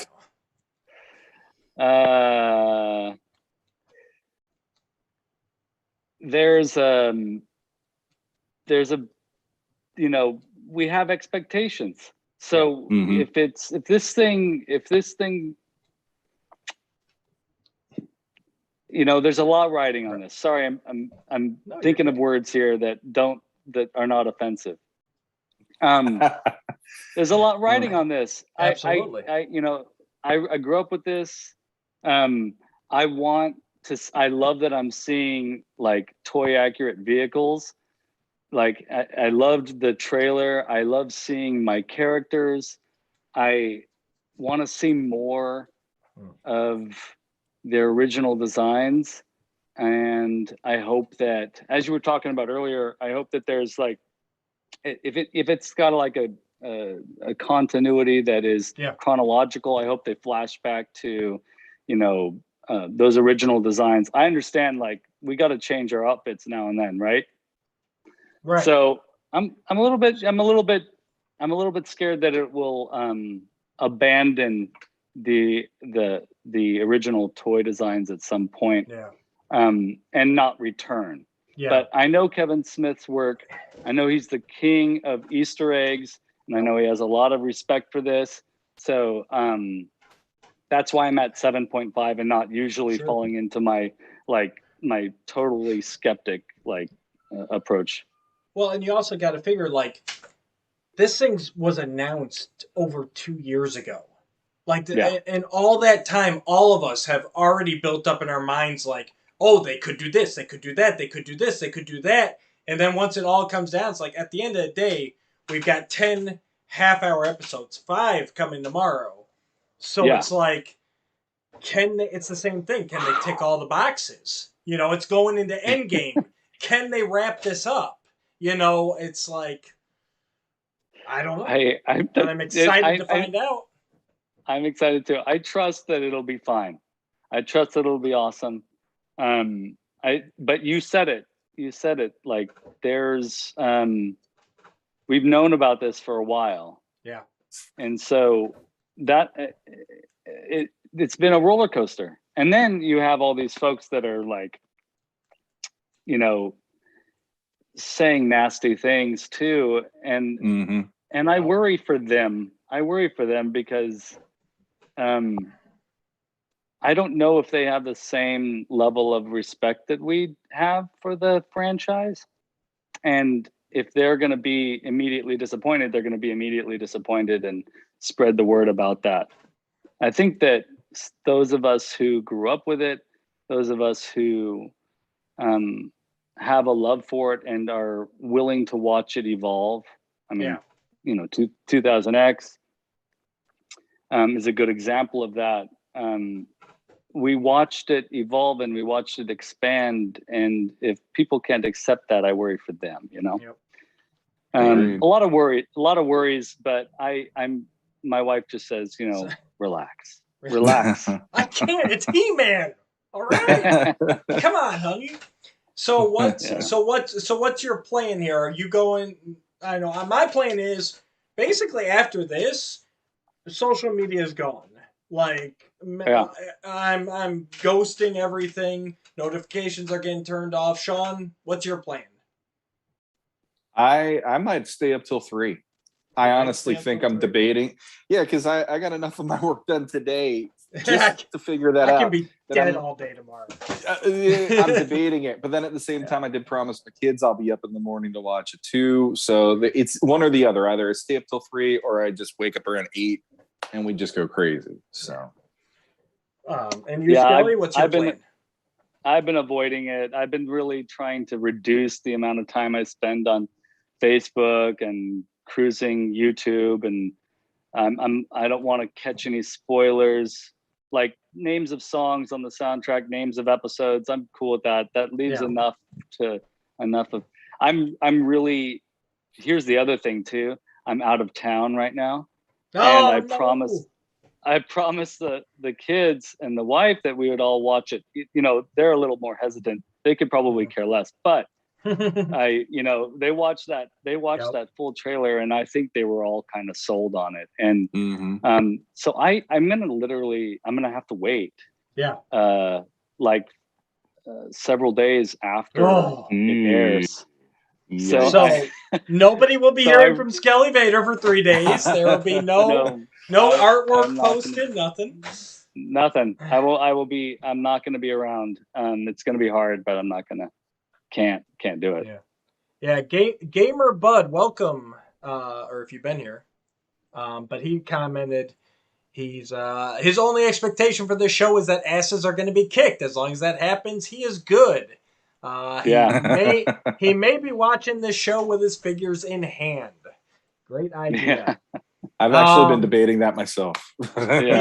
He also says, I'm supposed to watch it with some friends tomorrow night, but I may stay up and watch it, then fake watching it for the first time with them. Sorry, I'm one of those people. You know what? I thought about that, actually. Do you guys think you could pull that off, faking it with your friends or with your family, if you'd already seen it? No. I don't think so either. And my son's been he's been bugging me tonight. He keeps joking that he's going to watch it while I'm at work. But he wants to watch it together, and I was thinking about that too. I was thinking the same thing. I'm like, I could stay up and watch at least one episode before I have to go to work, but at the same time, it's I don't think I could fake it. And so I really want that first experience to be with them. Yeah, I wouldn't be able to fake it either. And if anybody else comes around, the family gets first dibs for me. Like we're gonna watch it together. Anybody else comes around, I'm just going to be like, I'll watch it again. And I've probably already watched it, 5 times before we watch it again together. But, All right. And my favorite question here. So you watched both the trailers, right? Yeah. You saw the Nate March poster? Yeah. Okay. So out of all of those characters we've seen, who's the character you haven't seen that you're hoping makes an appearance tomorrow? It's so funny because I was watching you live on YouTube before I called in, and I thought, that's plenty of time for me to think about answering that question. And then you're on the spot, and then I'm on the spot. I'm going to have to say,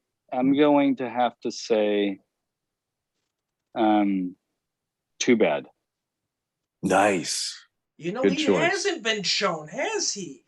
Damn. No, and and I'm interested to see how they're going to show him. Is there going to be that story arc going to be there about how he came together? If he doesn't show up, I think I'll be okay. I'm really, frankly, just super excited to see my favorite villains, Stinkor and Skeletor and Beastman and Merman too. Although they only show him, he's only on the teaser trailer. I thought they'd show more of him in the longer trailer, but I'd like to see Too Bad.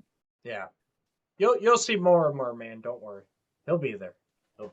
God, Too Bad. That is a surprise. I hadn't thought of that one. And that's the thing, when you break it down, there's so many characters, even just main characters, to really fit in here. That it's like, yeah. Who are you guys most excited to see that you've already seen in the trailer? Like, who are you wanting to see a lot of? I'm hoping out of the trailer, I'd say Fisto. I think so far everything I've seen with him just kind of seems like they're gonna play him as, just a warrior basically. But I'm really hoping that we get a little bit of Fisto, like he actually gets some personality, gets some time to shine. I mean, I'd be fine too if he's just like, hey, I'm one of the top, right hands of the army. But I really hope that we see. I would love to see a bit more of him than just that. Yeah, I'm with you guys. I'm with you on that. For me, I like that I saw Clamp Champ because he's never been animated yet. That was cool. And if I had to go with the other one for me that I was like, whoa, they went there, is Vicor. Yeah, because that one I'm like, I hope they give even 5 minutes of time just to have him in it, other than being a background character or something. And that would be. Because I still love the fact they went there in this. Yeah. Oh, and I heard that Wondar is going to be in there. I mean, I don't know if that rumor's true. There is an actor for his voice, and he actually, I think he was on Instagram or something or Facebook. I actually reached out to him and I said that, I think it's awesome that we finally get Wondar in animated form, and he's the voice actor. I'm like, that's awesome. You're bringing a very deep cut character to life, and that's part of the fun of this for me right now. Oh yeah. Real quick here, Reed Emery asked us, do we think that we will see Gwildor in Revelation? That seems like something Kevin would do. I would not be surprised. I wouldn't think they would spend any time, but just like a panning shot, and he's like in the crowd in the throne room, something like that. Mm-hmm. I think we're gonna see the movie. I think we're gonna see Easter eggs from the movie, for sure. We're probably gonna see some reference to Blade and all those people in some way. I mean, and that's the other thing too about, Kevin Smith does have this reputation to give us those little treats, and so I'm a little bit afraid that I might be expecting too many Easter eggs, but I definitely want to see Gwildor too. Yeah. Yeah, and that's the thing that's going to keep me coming back. I'm going to have to rewatch it because I'm going to be focused on what's going on the first time. Then the second time, I'm going to be picking apart the scenery. And then I want to do it a third time just to see it all again. You know what I mean? I see myself... Yeah. And like we said earlier, it's only basically a movie. It's 2.5 hours. It's a Marvel movie, basically. I could see myself watching this like 3 times this weekend, easily. Oh, yeah, for sure. For sure. Just watching the background playing Where's Waldo? Where are all the little things? Mm-hmm. Oh, my God. It's going to be great. All right, buddy. Going to try and make up a little time here. We do appreciate you coming on so much, Skelly. And, I guess all I can say is until next time. Yeah. Thank you guys for having me. It was truly an honor. You're keeping the passion alive for the rest of us out here, and, keep doing the good work. We appreciate Thank it, you. sir. Thank you for joining us. And you keep doing that great artwork. If you guys haven't yet, check out Skelly Vaders, Motu Misfits. They're amazing. I have so many of them. I got to get them up on a wall one of these days. And the man also has great taste in Muppets as well. True. Yes. Let folks know to check out my YouTube channel. It's fun. It's amateurish, but it's fun. What's the tag? Skelevator. Yep. Skelevator. That's just it. like it sounds, ladies and gentlemen. All right, thank you, sir. Until next time. All right, bye. All right. Hey, look at us. We're getting the hang of this. We're zooming back and forth. We're doing real quick here. I'm sorry, guys. This chat is amazing. You guys are awesome. We've stayed like way up here this whole time. Everyone's talking. It's great.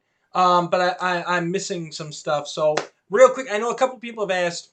Basically, this drops worldwide at midnight Pacific tonight.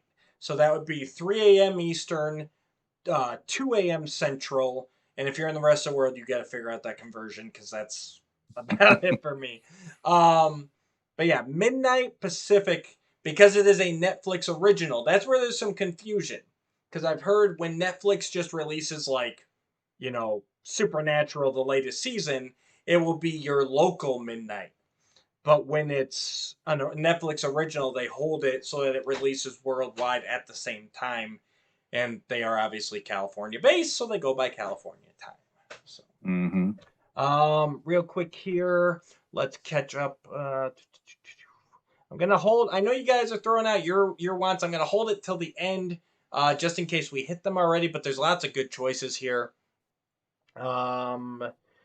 Gamer Bud says if he want to blow his mind, he'd love to see someone, even in a cameo, in the Grayskull suit of armor, the one that was the cardboard cutout. That could be a neat. Even just seeing it in the background again, like Skelly said, that would be awesome. Manny said something about the Superman cut from the 70s. I don't know what that was, Manny. You guys are going nuts. We need to you know what we need to do? We oh my Lord. We're too busy tonight, man. Can anybody just hold? Oh my God. Who is it now?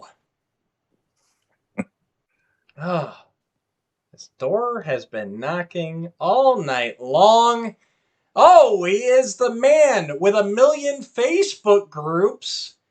Co-host of Council of the First Ones. The mastermind, the adult collector himself. Hello, Mr. David Clark. How are we doing today?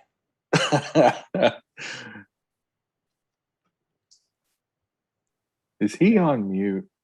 Yes, that audio takes a minute to connect sometimes on Zoom.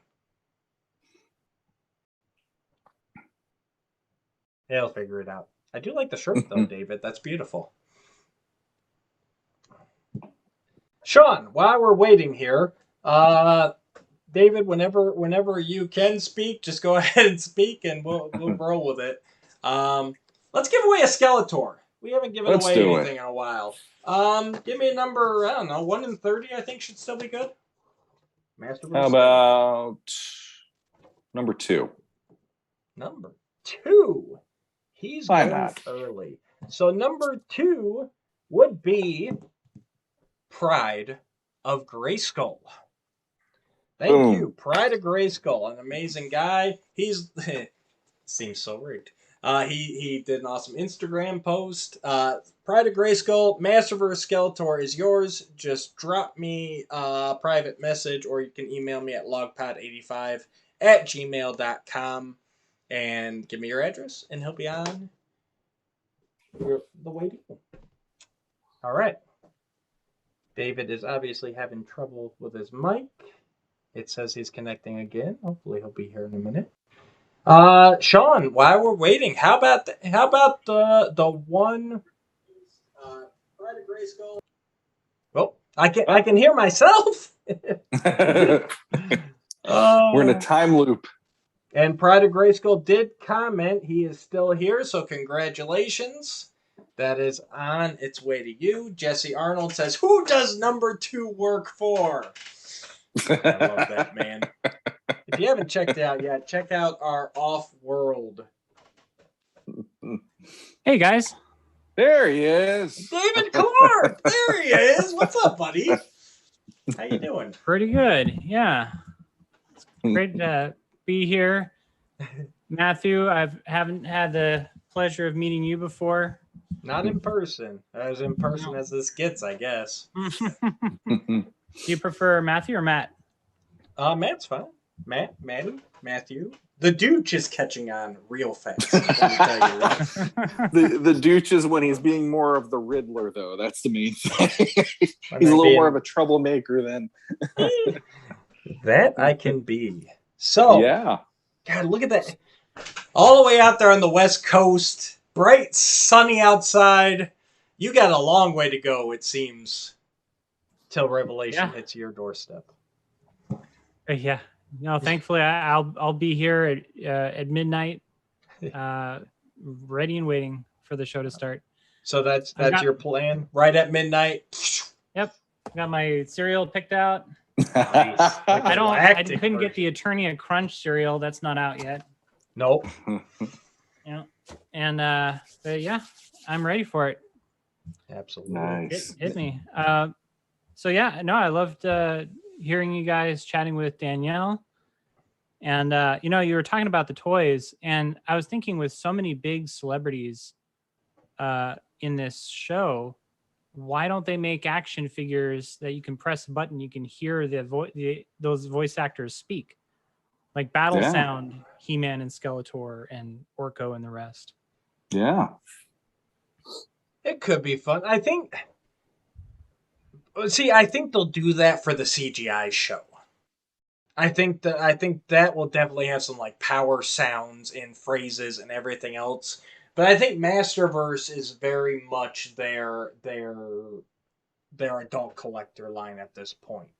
And honestly, I personally don't want anything that's going to mess with the posability, because that's what it's all about. It's got to look good on the shelf.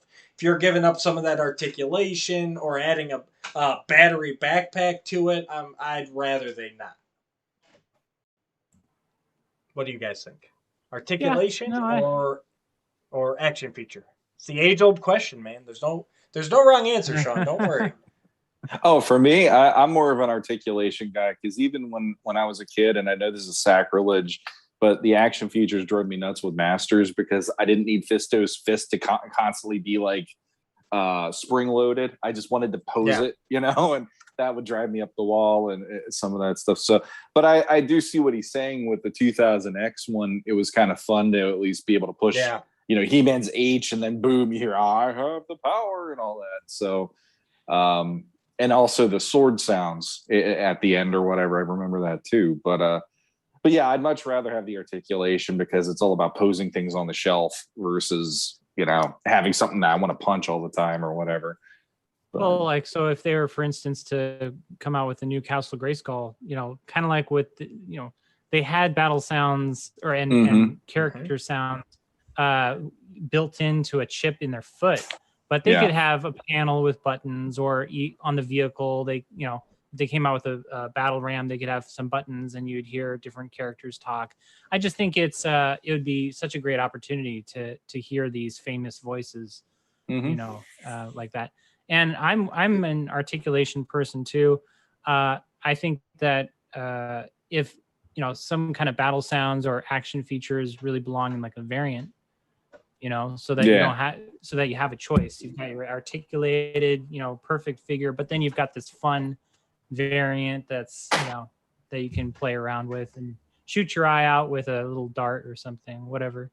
What do you guys think about Sarah Michelle Gellar premiering the Tila figure today? Isn't that amazing that she got I haven't seen, nobody has seen any pictures online or otherwise of that figure. She got to reveal it, and I thought that was very special.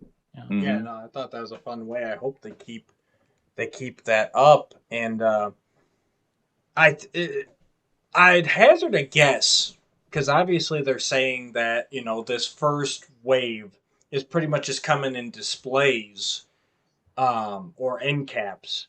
and really the real release in August. You guys think that in August we're going to get not only a refresh of Wave 1, but you think we're going to get Wave 2 as well at that time? Because that was in package. That was ready to go.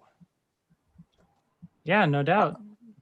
I'd hope so. Yeah. I mean, if you want to talk about a mass release and have more than just the core 4 right now. Yeah. So, because it seems like anybody that wants them now, they're already finding them and getting them. Right. So at least you have something to pull, the collectors back out there to get Wave 2 then.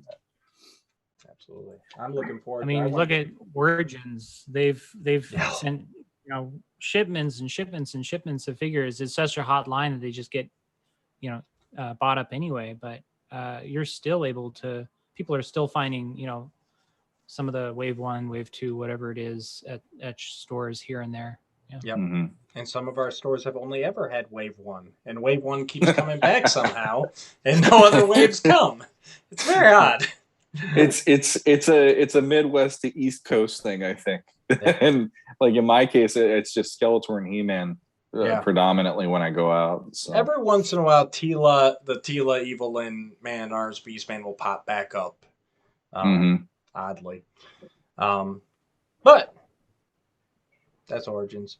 We're on Merry Revelation Eve here. So, David, scale 1 to 10, how excited are you for this show? I keep saying tomorrow, but really it's about 2 hours. Well, no. Yeah. About 4 hours. Yeah, I'm doing that math right. I was, I'd like to say I'm at a 10. I'm more of an 8.5 right now, just because I have so many Facebook groups, including the Revelation fans group. And, there's a lot of shit on there. A lot of people with very strong opinions. And, and I'm the person who gets to police the spoilers and stuff. Yep. And, and it's just been an endless deluge. And, so, and I was sick for a week. Oh, no. Yeah. And so I'm, during that week, that kind of stuff really hit me hard, trying to keep up with all the news, the Revelation stuff, the Facebook stuff. And I just got burnt out, and like, check this out. Look what I found. I just bought this at the store. Some Transformers. Nice. You're going to start Transformers groups now. And some, It's some G.I. Joe fun too. Was it G.I. Joe video game? He created 22 Transformers groups in the time he was in the waiting room.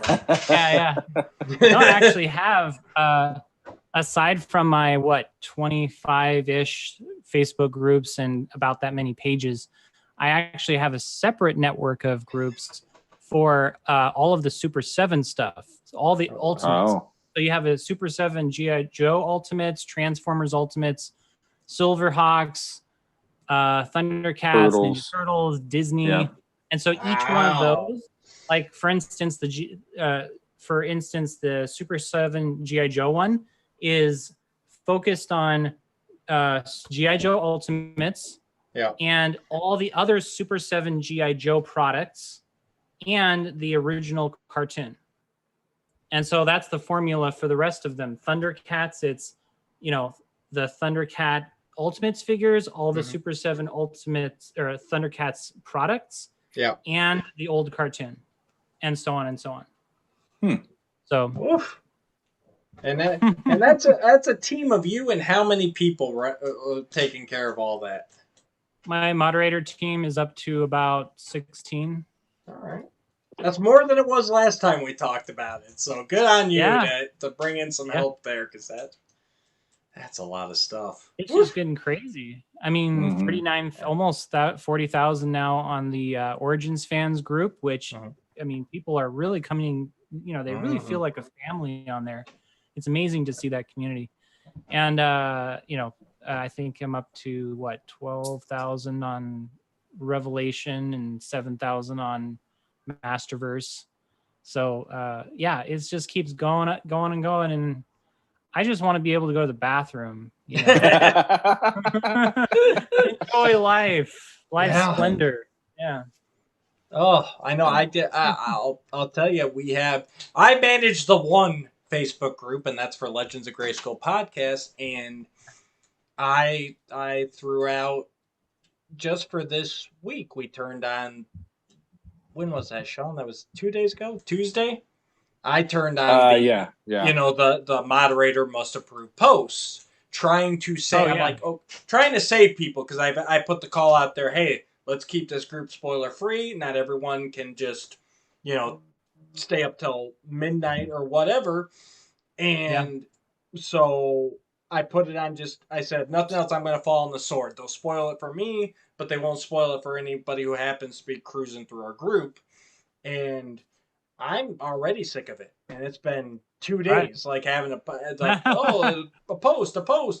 And luckily we got a great group of guys. There was only one guy who gave me any shit and he's out of there. But it's like, man, I can't imagine this blowing up. Yeah. And it blowing up where it's like, it's 20 people all posting the same picture. Because I have a feeling that's exactly what would happen. There's just a lot. There's just a lot of rules, a lot of things you need to know, a lot of and a lot of, there's like a formula. It's so complicated.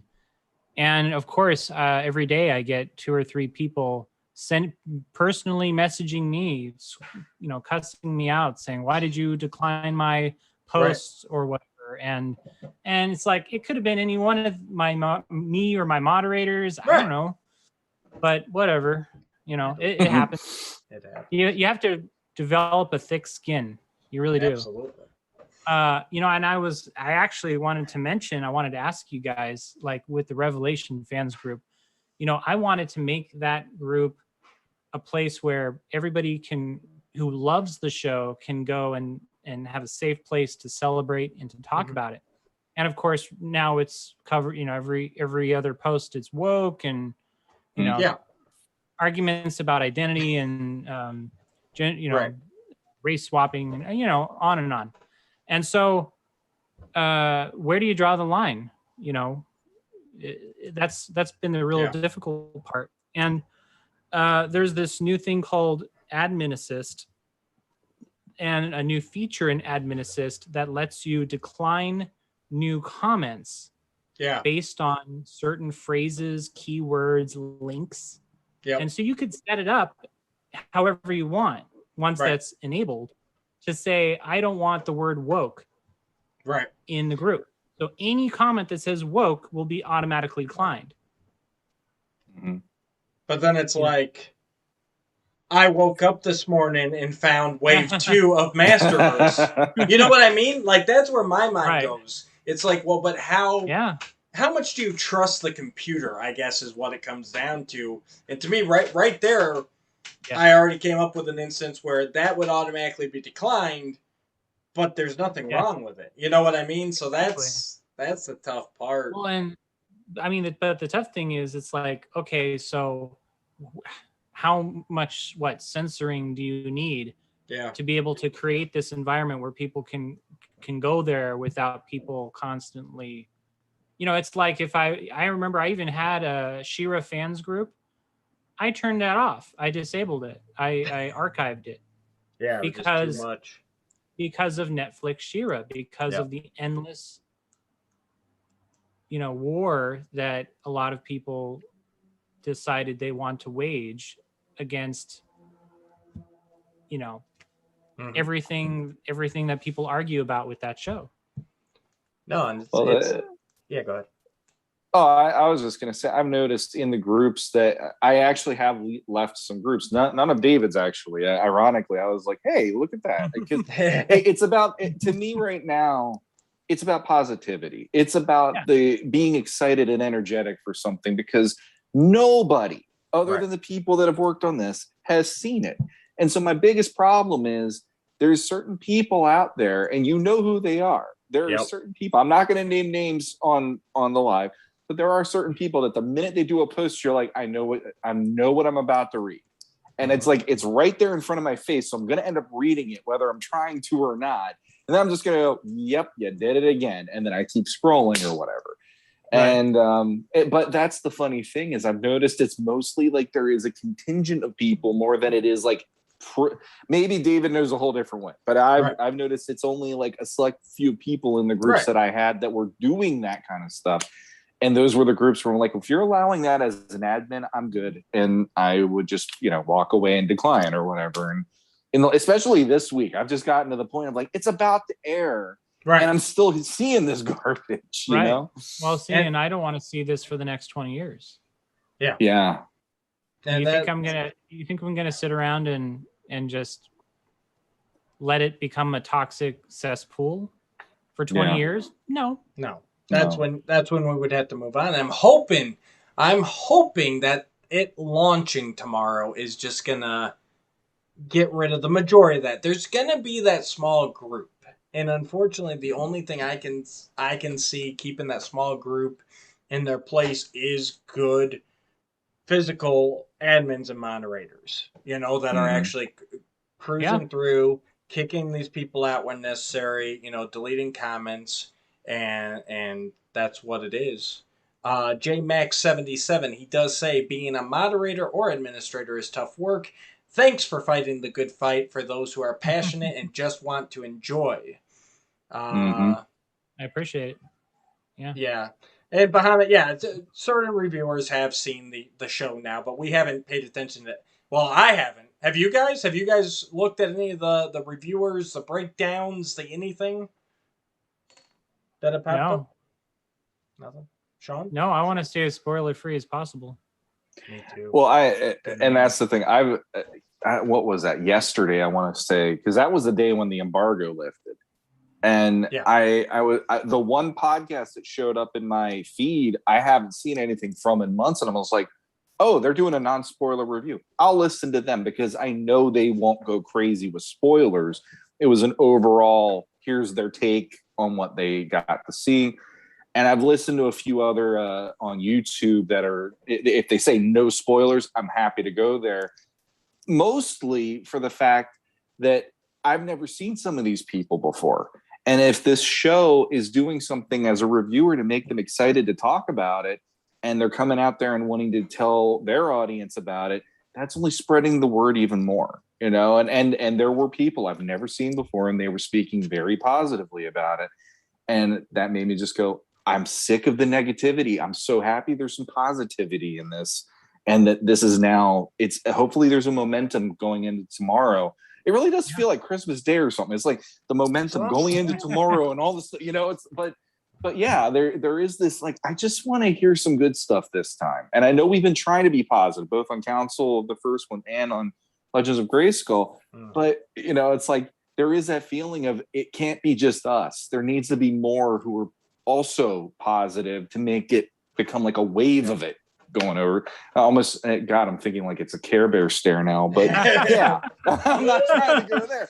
But it's it. Yeah, like I really want to see more positivity and appreciation, because it's been almost 20 years. Like David was saying, it's been about 20 years. How long is it going to take for them to revitalize it again? Maybe never at this point, if it doesn't take this time. So I've said from the beginning that this really kind of feels like the push. Like either this kind of catches on with the next generation, or, who knows? It does with us. Yeah. I mean, it's, now you hear the rumors. I mean, the movie rumors have been out there for 20 years. But now you hear the rumors of Netflix wants to do a live action series and all this and that. You got the kids show, you got the possible movie, maybe with or without Netflix, and it, 3 main toy lines, Mega Constructs, all that. So it does just kind of feel like it's getting to this point where it's like Mattel's like, okay, either we do this or we're done. So, but getting back to Revelation here. My favorite question of the night, David. Out of all you've seen, who's the character you're hoping to see that you haven't yet? So, you've seen the story trailer, how it's, you see Eternia and the magic of Eternia is just disappearing, right? It's all like on this. I would love to see the Magic Stealer I would love for the reason that the magic's going away is because Hordak is using the magic stealer. Oh, Hordak too! Look at him go. That's which actually is the story of my Age of Wonder. There it is. You can find that on adultcollector.org's network of Facebook pages. Yeah, that is true. And but no, that I would love to see She-Ra and Hordak. You know, I would love to see that Etheria bridge, you know, to include those pop characters. Yeah, that'd be nice. And I like it. It was just Hordak and the Evil Horde. You know, even if it wasn't She-Ra, that's fine. And the funny thing is that they've released that comic cover for the prequel comic that's got Horde troopers on it. So it's gonna be interesting, and that's the fun thing too. Not only do we have the 5 episodes, but we've still got 3 issues of that comic. Did you read the comic, David, or are you a trade guy? Yeah, no, I love it. Yeah, I love reading the comic. I'm very excited for it. What I'm also really excited for is like the lunchbox, the coloring book, and especially there's news of a Panini sticker book. I heard Holy that cow. That hits me really right here, you know, right? The nostalgia is real with that one. Yeah. I gotta say, I don't think I had any sticker books as a kid. I had stickers, but I don't remember ever having a sticker book. So that one doesn't hit as much with me, but I can appreciate those who are looking forward to it.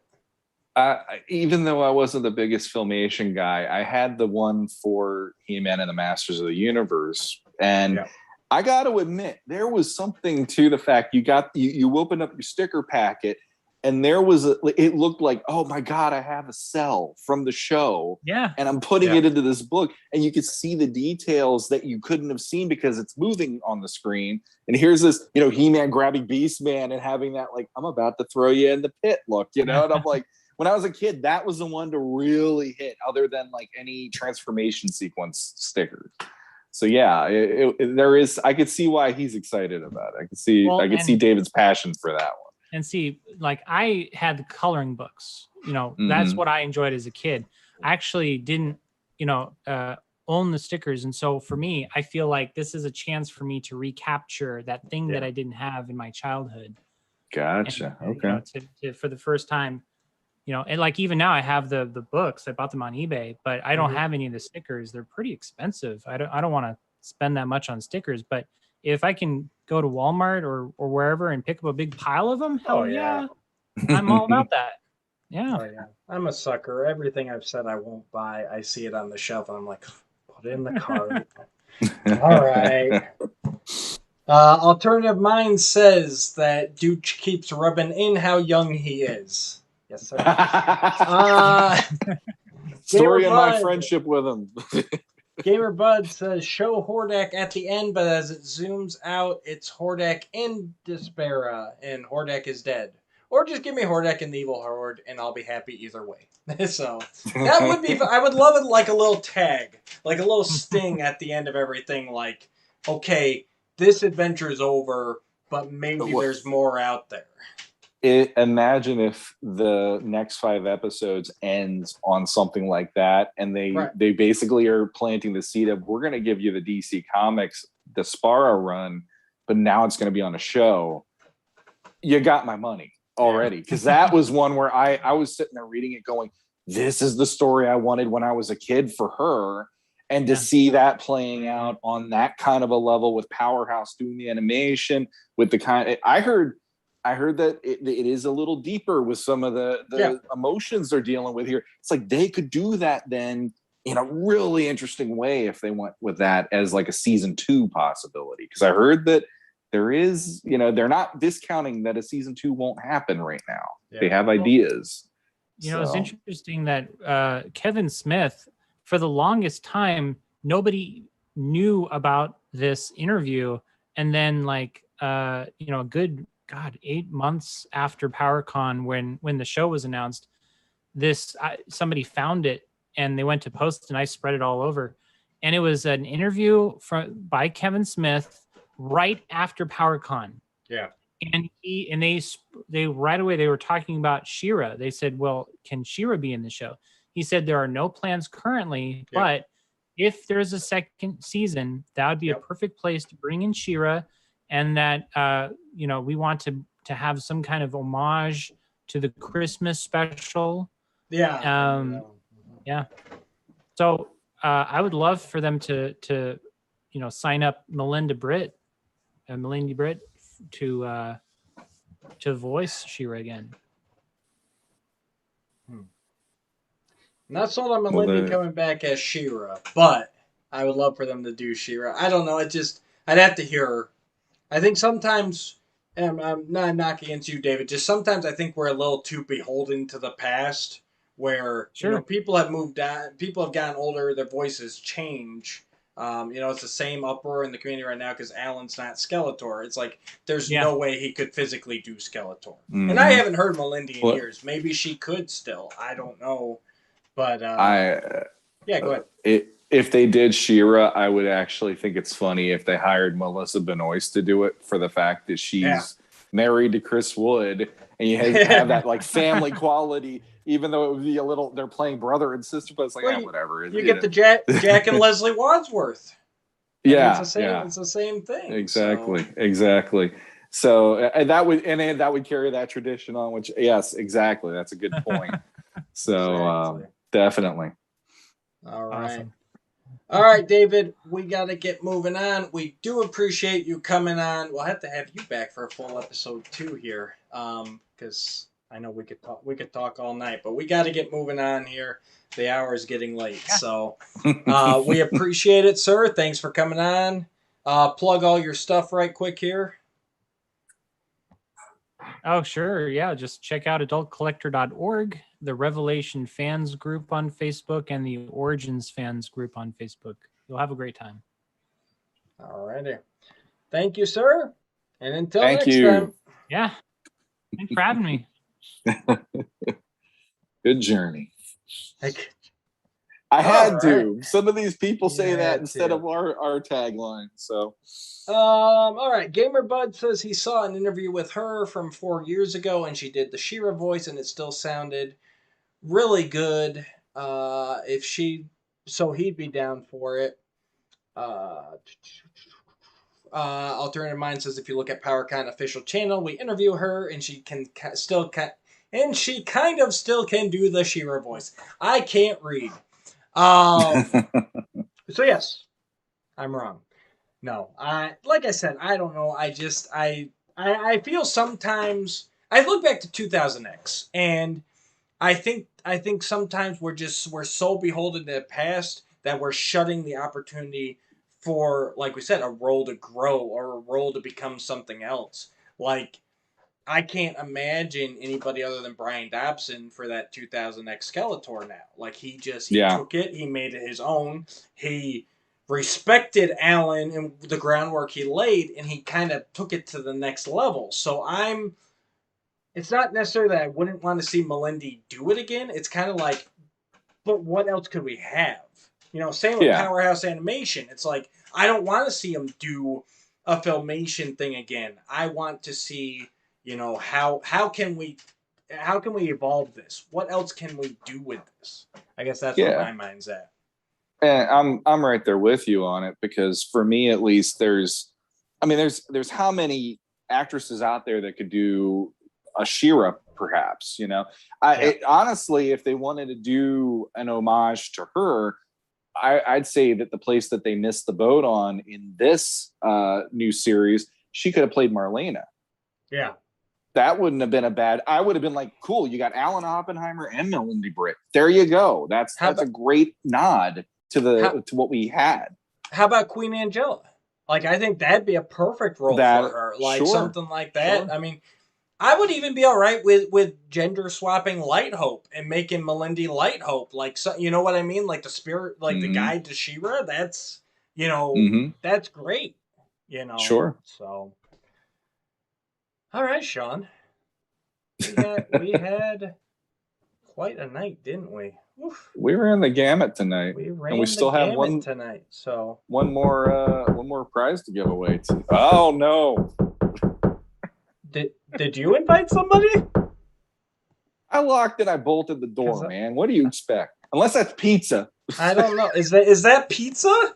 I hope it's pizza. I have beer and I need pizza now. Do we have pizza? Are you the pizza man? Oh, ladies and gentlemen, momentarily, hopefully, we'll be joined by the amazing artist, another former Roast Google dinner host, Green Goddess lover, Bana creator, Mr. Nate Barsh. How are you doing tonight, sir? Hey guys, what's up? I'm not worthy. I'm not worthy. Don't stop. Don't stop. I'm not worthy. I'm not worthy. Don't stop. Don't stop. I'm not worthy. Cool. Oh my God. Sure. This is a Merry Revelation Eve. Shawn. As a geek. Wow. This is my Christmas present because I've enjoyed his art so much since becoming a part of the community. And here I've never been able to speak to him, and here he is. And I'm like, I'm actually kind of like geeking out now. I can't, it's like, blah, blah, blah, I can't speak English. The funny thing is, if I recall correctly, I was trying to stay off Facebook, but I'm pretty sure you commented on his post tonight. I did what you would do. And I was like, what the heck am I doing? I literally self-promoted on his page, and I'm like, why am I doing this? And luckily he laughed at me. I'm like, I'll take a laugh over you, like unfollowing or unfriending me or whatever. That's complete, or blocking me.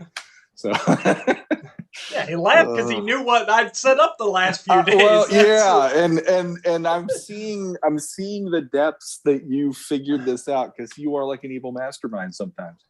So I went for the best and the brightest, and I got them all. So you did, in spades.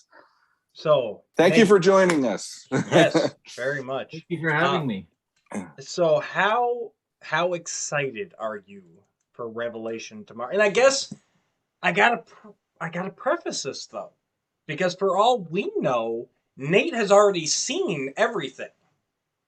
So I guess we gotta start there. Number one, how excited are you? And knowing that, excited. Huh? Very excited. Okay. And knowing that you have worked on this new brand, right? I just want to hear all about it, and how much, without giving any spoilers away. Like, how much have they told you? How much have you seen? Well, I like working with Netflix, and so I want to be very careful on how I answer these questions. And if there's something I say that you can't answer, just tell me to shut up, douche, and I will shut up. No, that's all good. Yeah. I would say, well, here's the thing. In order for me to try to get that poster done in time, Netflix did provide me with a lot of material. So I saw a lot of style guide artwork, for example, a lot of art from Powerhouse Animation, which mind-blowing. Just those guys are knocking it out of the park, and they've really approached, in my opinion, this is my opinion, they have approached this property with so much care and love and respect that, wow, yeah, it was awesome. And then when I looked in the style guide, I was floored at just how much was in there, so much, and multiple iterations even. So that was kind of fascinating in its own right. And then likewise, Netflix, when you're a creative person working for Netflix, or at least this has been my experience, they want to provide their creators everything that they feel that they need. And so yes, I was given top secret links to be able to enjoy. I was able to watch the show. Now keep in mind, it was through I didn't have the full audio, for example. I didn't have the full music. In fact, a lot of scenes that I had seen were not even finished. And so it was still like key animation. And again, as an artist myself, I was mind blown, totally mind blown with the work that Powerhouse Animation is doing there.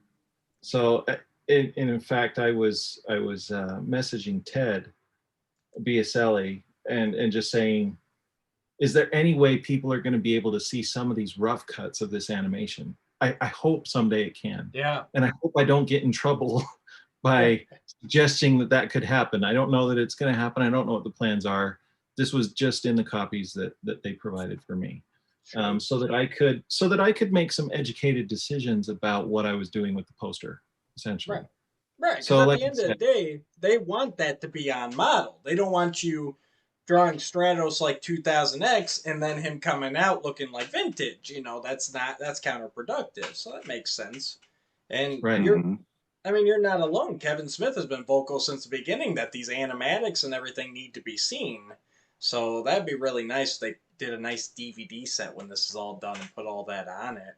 If they do, I'll be first to pre-order it. There's no doubt about it. Nice. No doubt about it.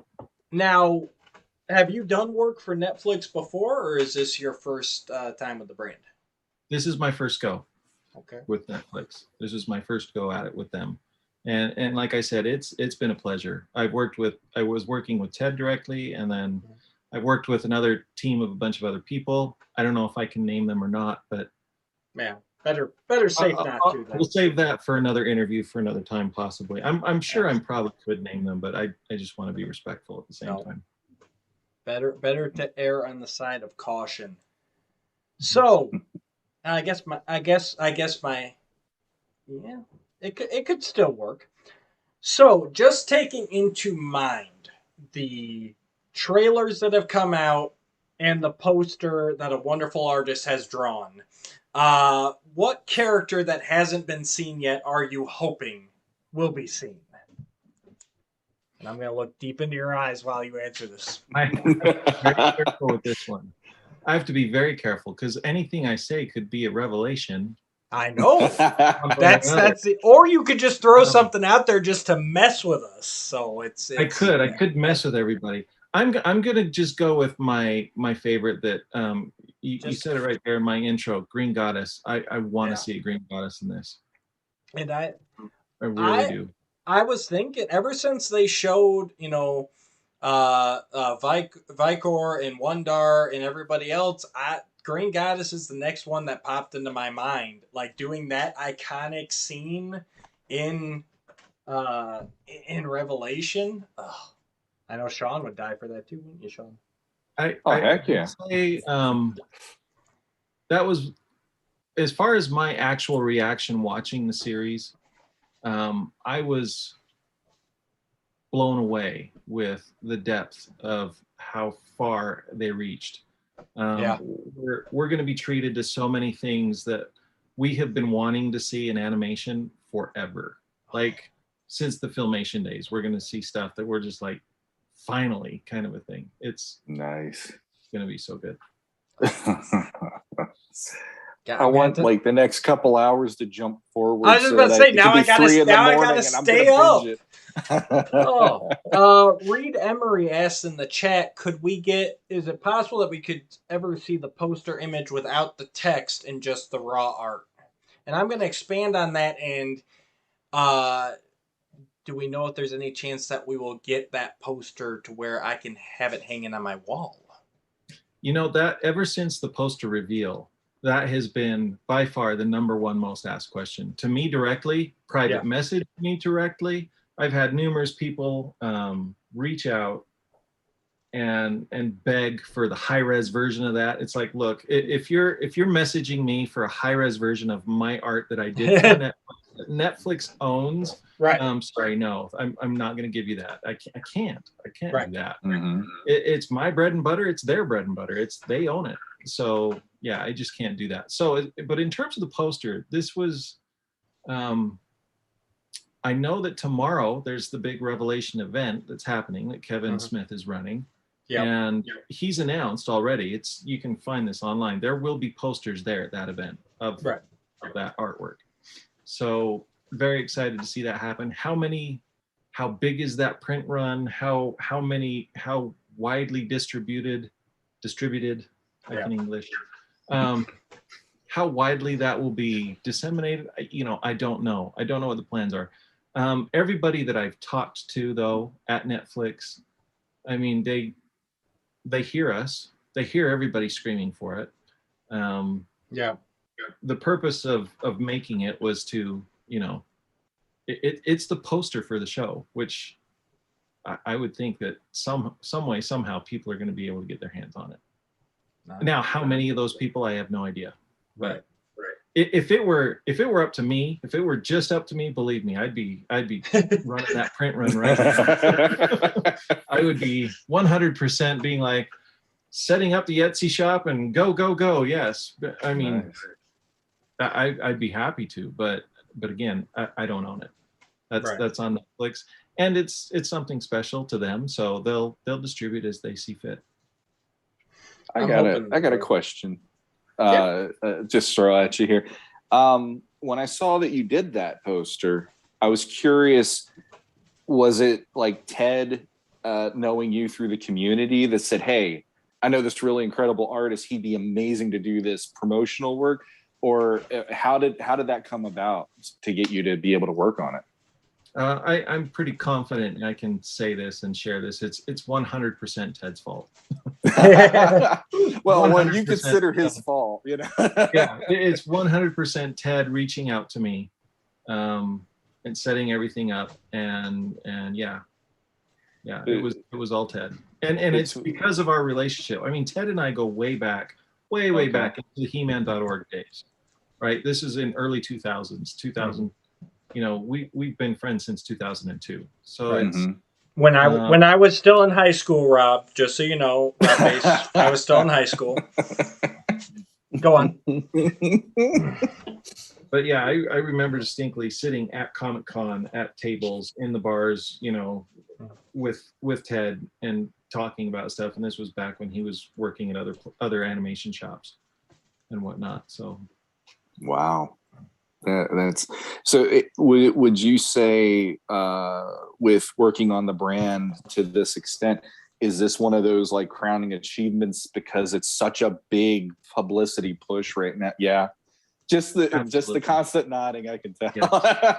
Absolutely, this is like my Magnus. How do you say it? Magnum opus, whatever. Magnum opus, yeah.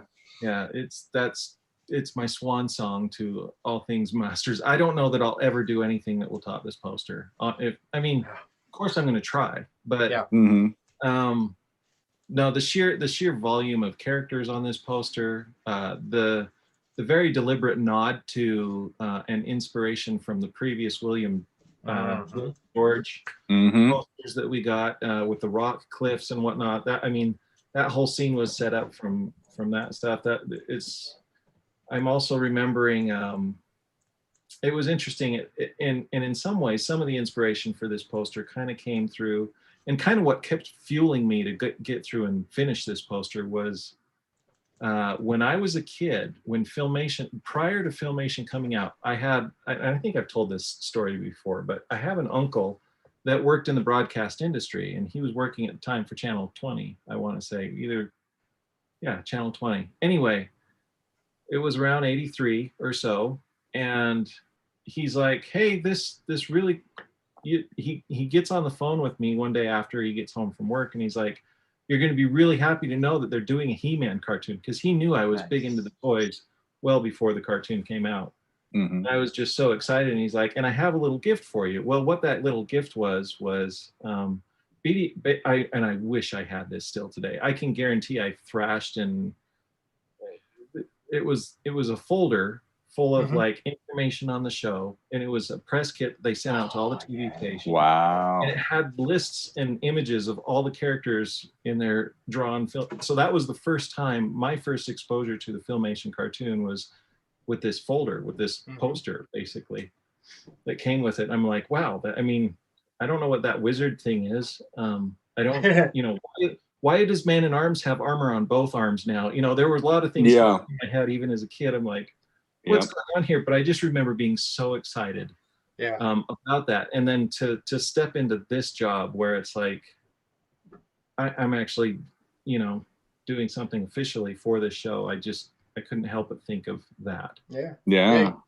You're that main picture when you load it up on Netflix. You know, it comes up with your art there, and that's mind blowing. That's gotta be awesome. Now, I know it's probably got to be hard to pick, but what's better, seeing you up on Netflix or seeing your art on Castle Grayskull in Walmart?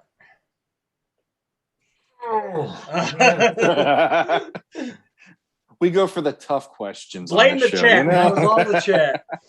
There's also lots of arguing with Rob and a couple of my generation. There's a good boomer war going on right now. You know, I have such a connection to Castle Grayskull. I mean, for me, Castle Grayskull goes way back to the core of what really drew me into Masters of the Universe, even as a kid. For me, it was He-Man, Skeletor, and that castle, and particularly the way that Alcala drew that in those first mini comics. I mean, that we're going all the way back to my very first exposure to this property, and then to be able to work with the Horsemen back in 2011 and 2012 when we were working on the Castle for Classics and the Castle Environment Statue for Icon Heroes. Yeah. So yeah, to have Mattel reach out to me directly was a dream come true. Having said all that, same kind of a thing, and it was interesting. One of the very first pieces that I finished, the final pieces that I finished on this poster was Castle Grayskull. Yeah. I mean, it's there in the background because I was working on the background, so you know I had to finish up the castle, and you'll notice I tried to stay on model as best as I could. Both the creative director and Ted encouraged me to, you know, try to stay faithful, but still push, you know, so that when people look at this poster, they can say, yeah, that's an 8 March kind of a thing. So it's like, okay. So with that castle in particular, you'll notice my castle is slightly different, but still somewhat on model with the television shows as well. It wasn't me trying to be a rebel necessarily. It was just I care so dang much about that thing. So yeah, roundabout way, I didn't answer your question. I just kind of cheated and said I love both of them. I love it. So I'd love to know a little bit about your process, if you don't mind. Like, are you digital? Do you start off, you know, pen and paper, or pencil and paper? Like, what's kind of your process when you're tasked with making these epic pieces?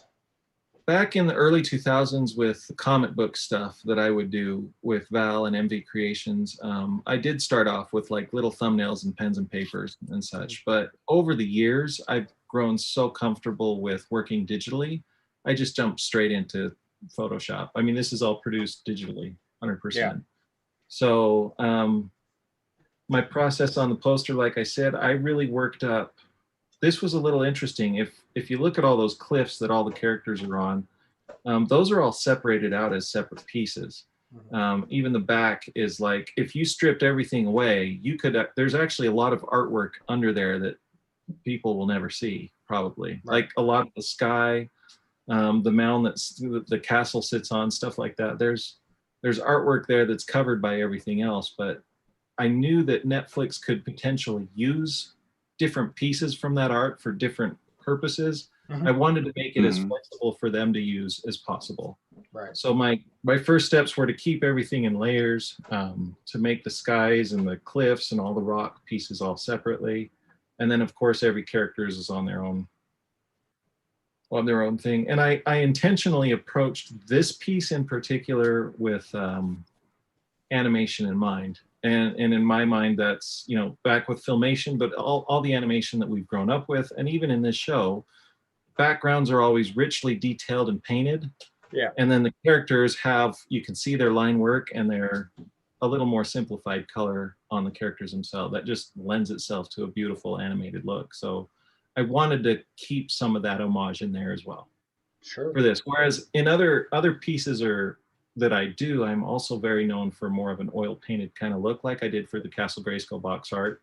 And maybe there will be more that you may or may not see from me. I cannot confirm or deny, but just, there may be other pieces in the works that might have a slightly different take on it. Yeah. So. So and for that artwork, you're gonna send me and Shawn all the high res files, right? Drop your emails after this. Right. Ted, you heard nothing. Don't pay attention. Real quick here. We got one last piece to give away tonight. Let's go ahead and get that taken care of. We've got the Masterverse Battle Cat, the big guy. That's going out to one of our listeners right now. I got nobody new. Nate, give me a number between 1 and 30, will you? I'm going to go with my birthday in August, which is on the 27th. 27th. Remember that. Whoa. 27th. We owe him. That's my son's birthday. Oh, look no, at that's that's literally Hayden's birthday. Yeah. Funny side note. That happened to me with my daughter and Cornboy of the Four Horsemen. Really? They both share the same birthday. Yeah. Nice. Yeah. All right, and that's going to our lovely loyal listener, Mary Gioia. So, Mary, congratulations. If you're still here, drop a little comment there. Otherwise, it's going to go down to the next person on the list because that is the one stipulation. You got to be here. So, let me see if there's anything in the chat we missed. Brocephus, yes, we are still live. We are trying to make it till 2 a.m. my time. Don't think that's going to happen, but we're still having fun. What do you guys think about a Castle Grayskull playset for the Masterverse figures? I don't know. I think the Classics Castle. Personally, I think that lines up pretty well, but it'd be nice. It would be nice to see a big Castle Grayskull on the shelves again. If we can get Nate to commit to artwork. If they approach me, I'll probably say yes. I can't see you as somebody that would say no if they said, "Hey, there's a new Masters. I'm on." All they have to say is Masters, and you're in. It's getting increasingly hard. Yes, sometimes it's hard to say yes, but I'm still an idiot and I say yes anyway. So now, are you doing art full time, or do you have a day job? So I recently have left my day job because I am doing freelance artwork full time. Nice. Wow. That's the dream.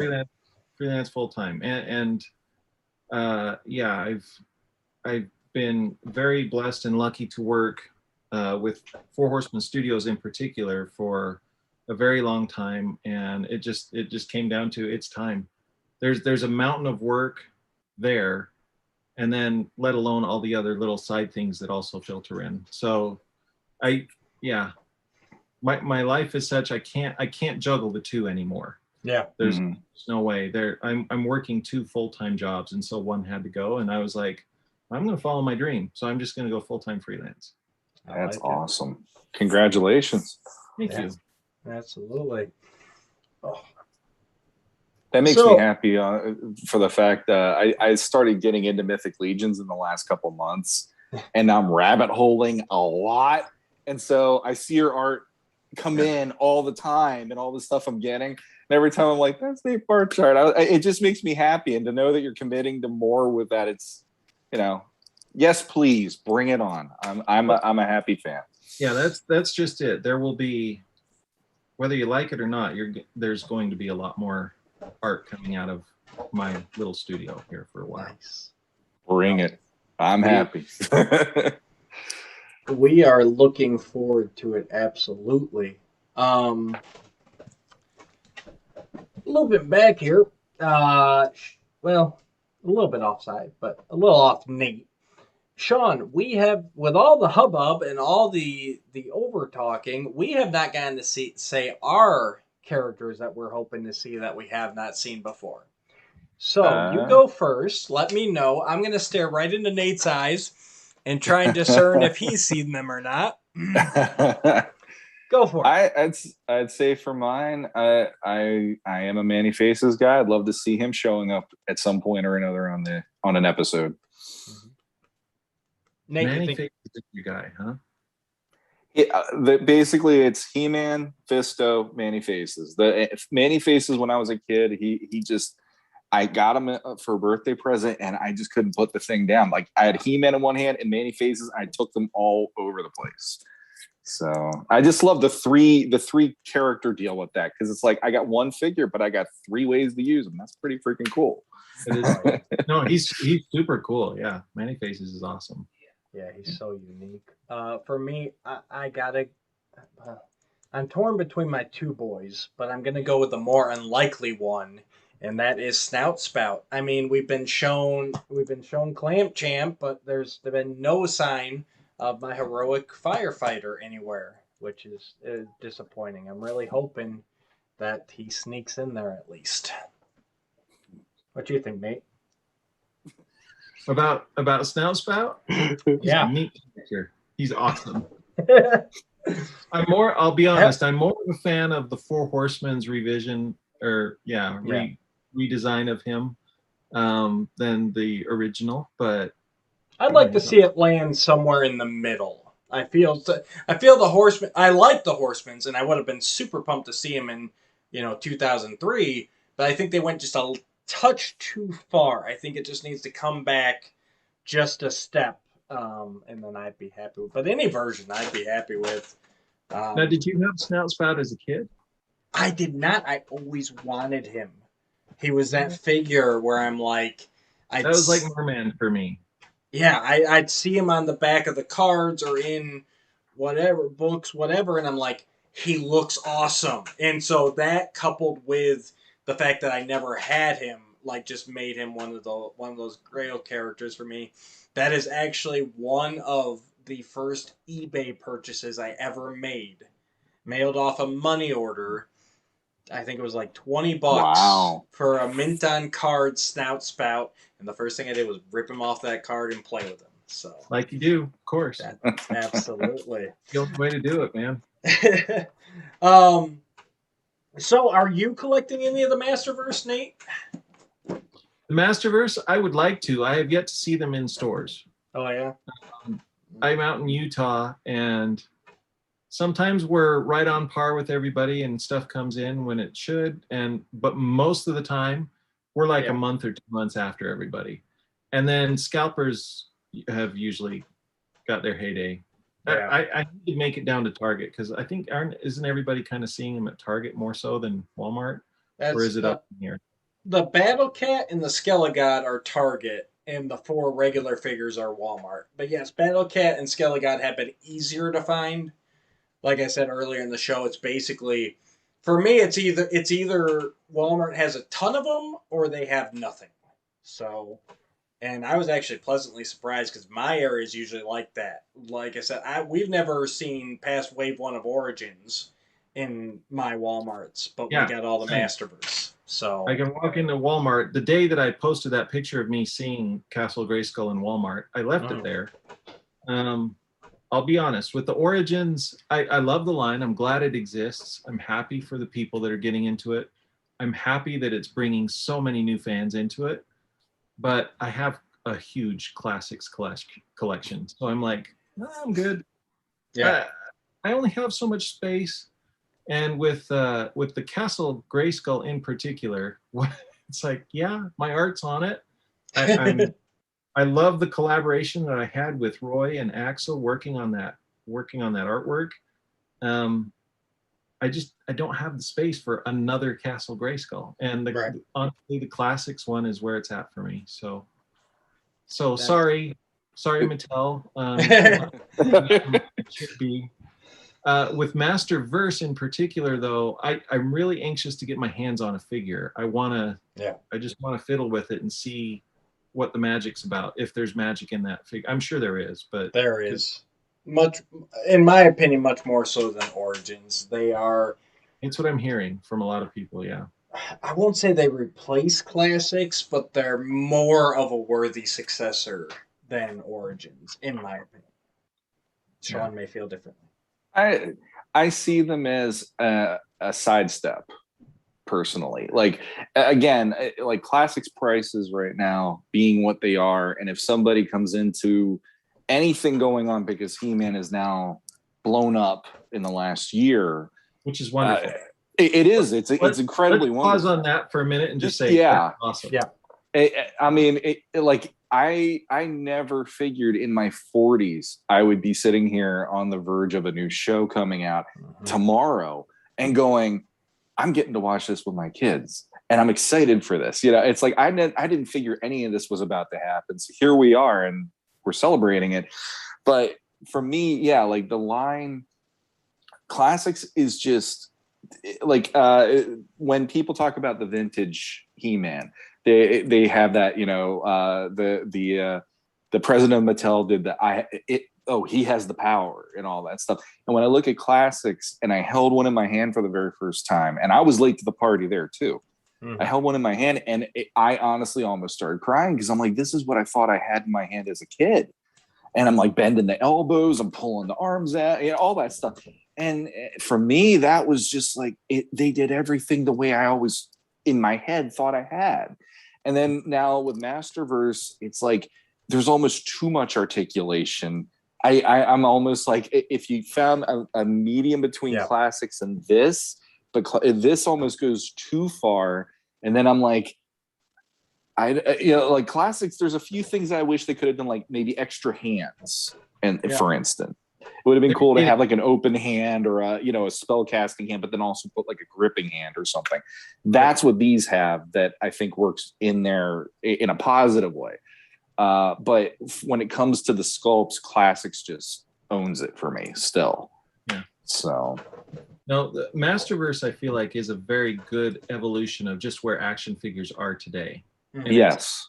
And it's a very good answer for what collectors are expecting when they get a figure now. Because you're seeing that across the board. You're seeing that with Marvel Legends. You're seeing that with the McFarlane stuff. And, you know, everybody's like, yeah, it's worth it to kick out a few extra bucks to get a few more hands and a few more heads. Exactly. It goes a long way with the collectors. Like what? Oh, sorry. I was just gonna say, when I got one in hand, I was like, oh, this is Marvel Legends for He-Man now. You know, it's that kind of a feel, you know. I'm going to put out one last call here. Mary Gioia, if you're still listening, you won the Battle Cat if you comment. So, Mary, if you're still out there, comment. I do remember she said good journey with Rob on. They might have actually left. They might have. So it might be last call, Rob. Last call. If they don't, came on that Rob would have some things to say to me, but I guess I'll catch you next time, Rob. Yeah, we were trying to keep everyone was supposed to be separated, and then Danielle and Rob just kind of jumped in together and was like, okay, we can do this. But and then we just threw Orko, and we threw that in the middle of the two of them, and sparks and just like fists. That's actually that's why Nate left Roast Google Dinner. He was tired of hearing Danielle and Rob argue over Orko. Well, he was just like, no green goddess, I'm not dealing with this, and he walks away. I think we talked about why I left. It was that conundrum that I ran into of I had freelance, I had day job, I had family things going on. It was just like I needed to step away. We've all been there. Yep. Casey does say that she is sleeping and won't pick up her phone, so it does go to the next person. Which is Casey Moulton. So Casey, there it is. Casey, if you want to comment and claim this prize, I'm not even making this up. It was the next on the list. Casey, if you want to comment, it's all yours, buddy. So yeah, so okay. This has been a night. So, Nate has already seen parts of the show. Is your plan still to... What is your plan? You're going to binge it tomorrow? You're going to wait? You're going to take it week by week? What's your plan here? How do you go now that the official release is here? It's still another 2 or 3 hours out, isn't it? Yeah, we got... we're coming up on 3 hours left. It's almost 11 my time. So I'm old. No, my plan is, and this is with my son, to pop up out of bed first thing in the morning. We're going to run downstairs and we're going to watch this thing on the big screen in its full glory. and we're going to catch as many episodes as I can cram in the time that I have.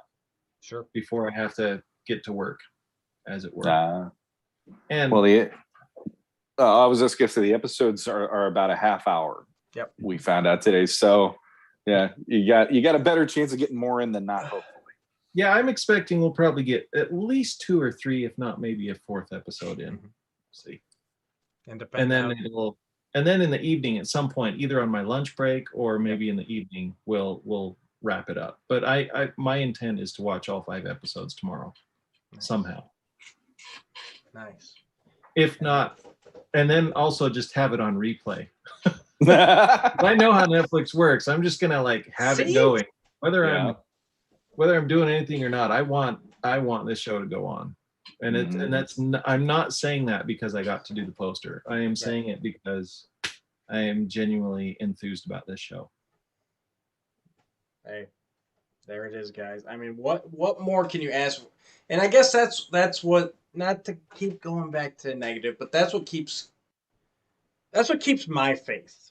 Is every person I have talked to or heard from that has actually either worked on the show or seen something related to the show, they all say that same thing. And to me, at the end of the day, I just can't sit there in my mind and fathom that all of these people are lying. I mean, Nate, I know you have no idea who I am, but I've known you since high school. You know, you were posting your fan art. You were on the boards. You know, I was very quiet on the boards. I understand it, but I can't imagine that you and all these respected people that have been in the community for decades now are all just lying, basically. You know, I mean, it just, anybody who can just stop and rationalize for a minute, I think would come to the same conclusion. That and I think if 2000X show taught us anything, because Filmation doesn't really count. Filmation, we were all just kids running home from elementary school to catch the show, and we didn't have anybody to talk to except for our immediate neighbors about it. 2000X came out, and right in the cusp of internet age and forums, and we all hopped on He-Man.org, and there were as many opinions on that show as there are today for Revelation. So fans are going to be fans. Yep. People are going to be people. You're going to find what you're going to look for. That's my personal opinion on the thing. You're going to find what you're going to look for. So my suggestion is sit back, relax, pop some popcorn, get your favorite treats out, and enjoy the show. And yeah. The other thing I will say for this, now keep in mind, if you've known me for years and if you've known me on the forums, you know I'm generally a more optimistic person, and I'm usually pretty forgiving about a lot of things, especially in shows and media and whatnot. I'm just dumb happy that a cartoon is being made, right? Yep. And I'm still kind of that way. I will say this as kind of one of the last things that I think I can probably say about this. There were a few scenes throughout different episodes that full on had me jaw dropped, crying, like literally crying tears of joy, crying tears of sadness, crying. I mean, it's like that first watch is going to be an emotional watch, I think, for a lot of people. And I'm just going to say, just enjoy it, enjoy the ride, and that's just my opinion. That's just me. No, I think you're right on point there, Nate. A couple comments here from the chat. Lots of congratulations, lots of good lucks to you on your artistic endeavors. Thank you. Many thanks to all of you. One guy keeps calling you a space cowboy over and over again. I think he wants me to mention it, I'm assuming. I do answer to that, yes. Alternative Mind says, damn, I miss Nate. He is a sweetheart. So I miss you too, Rob. Love you, man. Reed Emery says they are going to be review bombing. I think that will hurt the show. At the end of the day, reviews are reviews. Like Nate said, like I surmised earlier, the views. You know, I think Netflix, at the end of the day, could care less what the reviews say, and they care about those view counts. So, yeah, echoing again, watch it. If you watch it with your friends, make sure your friends go home and at least play it on their own. Play it when there's nobody, when you're leaving for the day. You know, play it as background noise. Just play it. That's that I think what is really what's going to get them. And let the people who want to review bomb. I don't think that's going to matter as much. Just my opinion. Yeah, I think well, if we look at what happened when the trailers came out, it was a similar thing. Those trailers performed very well. Yes, but I'm sure a lot of people are curious. I'm sure that, you know, I don't know what the episode count number looks like in terms of like how many people watched the first episode. How does that trail off on the other episodes? Yeah, I'm sure those are all factors that they look at. So, but I can say this, it's yeah, you're wanting to watch the next episode for sure. Once you see the end of episode 1, you are just gangbusters to get going on episode 2. Yeah, that's all. I probably said too much. I'm probably just got fired, but anyway. And that's it's okay. Nobody listens to us, so you're fine. And that's one of the main reasons why I'm waiting I'm going to try and wait till I get off work, because I have a feeling it'll be worse watching episode 1, going to work, and then having to suffer through the day, you know, with what happens next. So yeah, but we will see. It looks like Nate's got cats or something attacking him as well. I had that earlier. No, All right. Well, I think that has been an episode. We're just about to hit 3 hours. You guys, Shawn, can you wrap this one up? Oh wow. Well, we don't have an episode number. Our live episode. This is our live. On today's episode, we found out that we can do a 3-hour episode and still have enough fuel in the tank because it's Revelation Eve, and this is awesome. So, wow, we want to thank everybody. Nate Barch. We want to thank Rob Bass, David Clark, Danielle Galerter. Who did I miss? I missed somebody, I'm sure, didn't I? Skelevator? Skelevator. Thank you, Skelevator, and your awesome taste in Muppets. I will never, ever, ever not point that out because I love that he loves Statler and Waldorf just as much as me. and throw me in that club too. Awesome. We got a good club then, because those two they killed me when I was a kid. They were so distinct looking. I just absolutely love those puppets. Still, like you can watch them on Disney Plus now, and they today. Yeah. I think I'm completely missing the outer, but there was one episode where Fozzie got his courage when he was doing his stand-up, and they're heckling him, and he actually talked back to them, and they don't know what to do anymore, and that had me in tears because I'm like, oh my god, Fozzie! I was so proud of him. Anyway, thank you very much to everyone. This was awesome, and I can't wait until part 2 to redo a Revelation Eve again. I think we're going to try that again. You forgot the guest with the most connection to you. The most connection to what did I do now? Your buddy. Thank you, Jesse. Oh, Arnold. Jesse. I appreciate you coming on.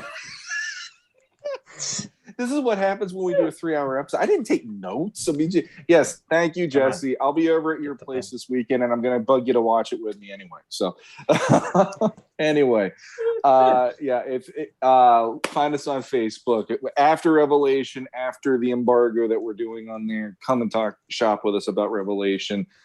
Join the Legends of Grayskull podcast group. We'd love to have you talk shop, and also check us out on YouTube. You're checking us out right now, but watch the other episodes. We're going to be doing a Revelation review shortly after the show has aired. So this weekend, I'm hoping, but we'll see what time allows. I'm hoping to get out there quick.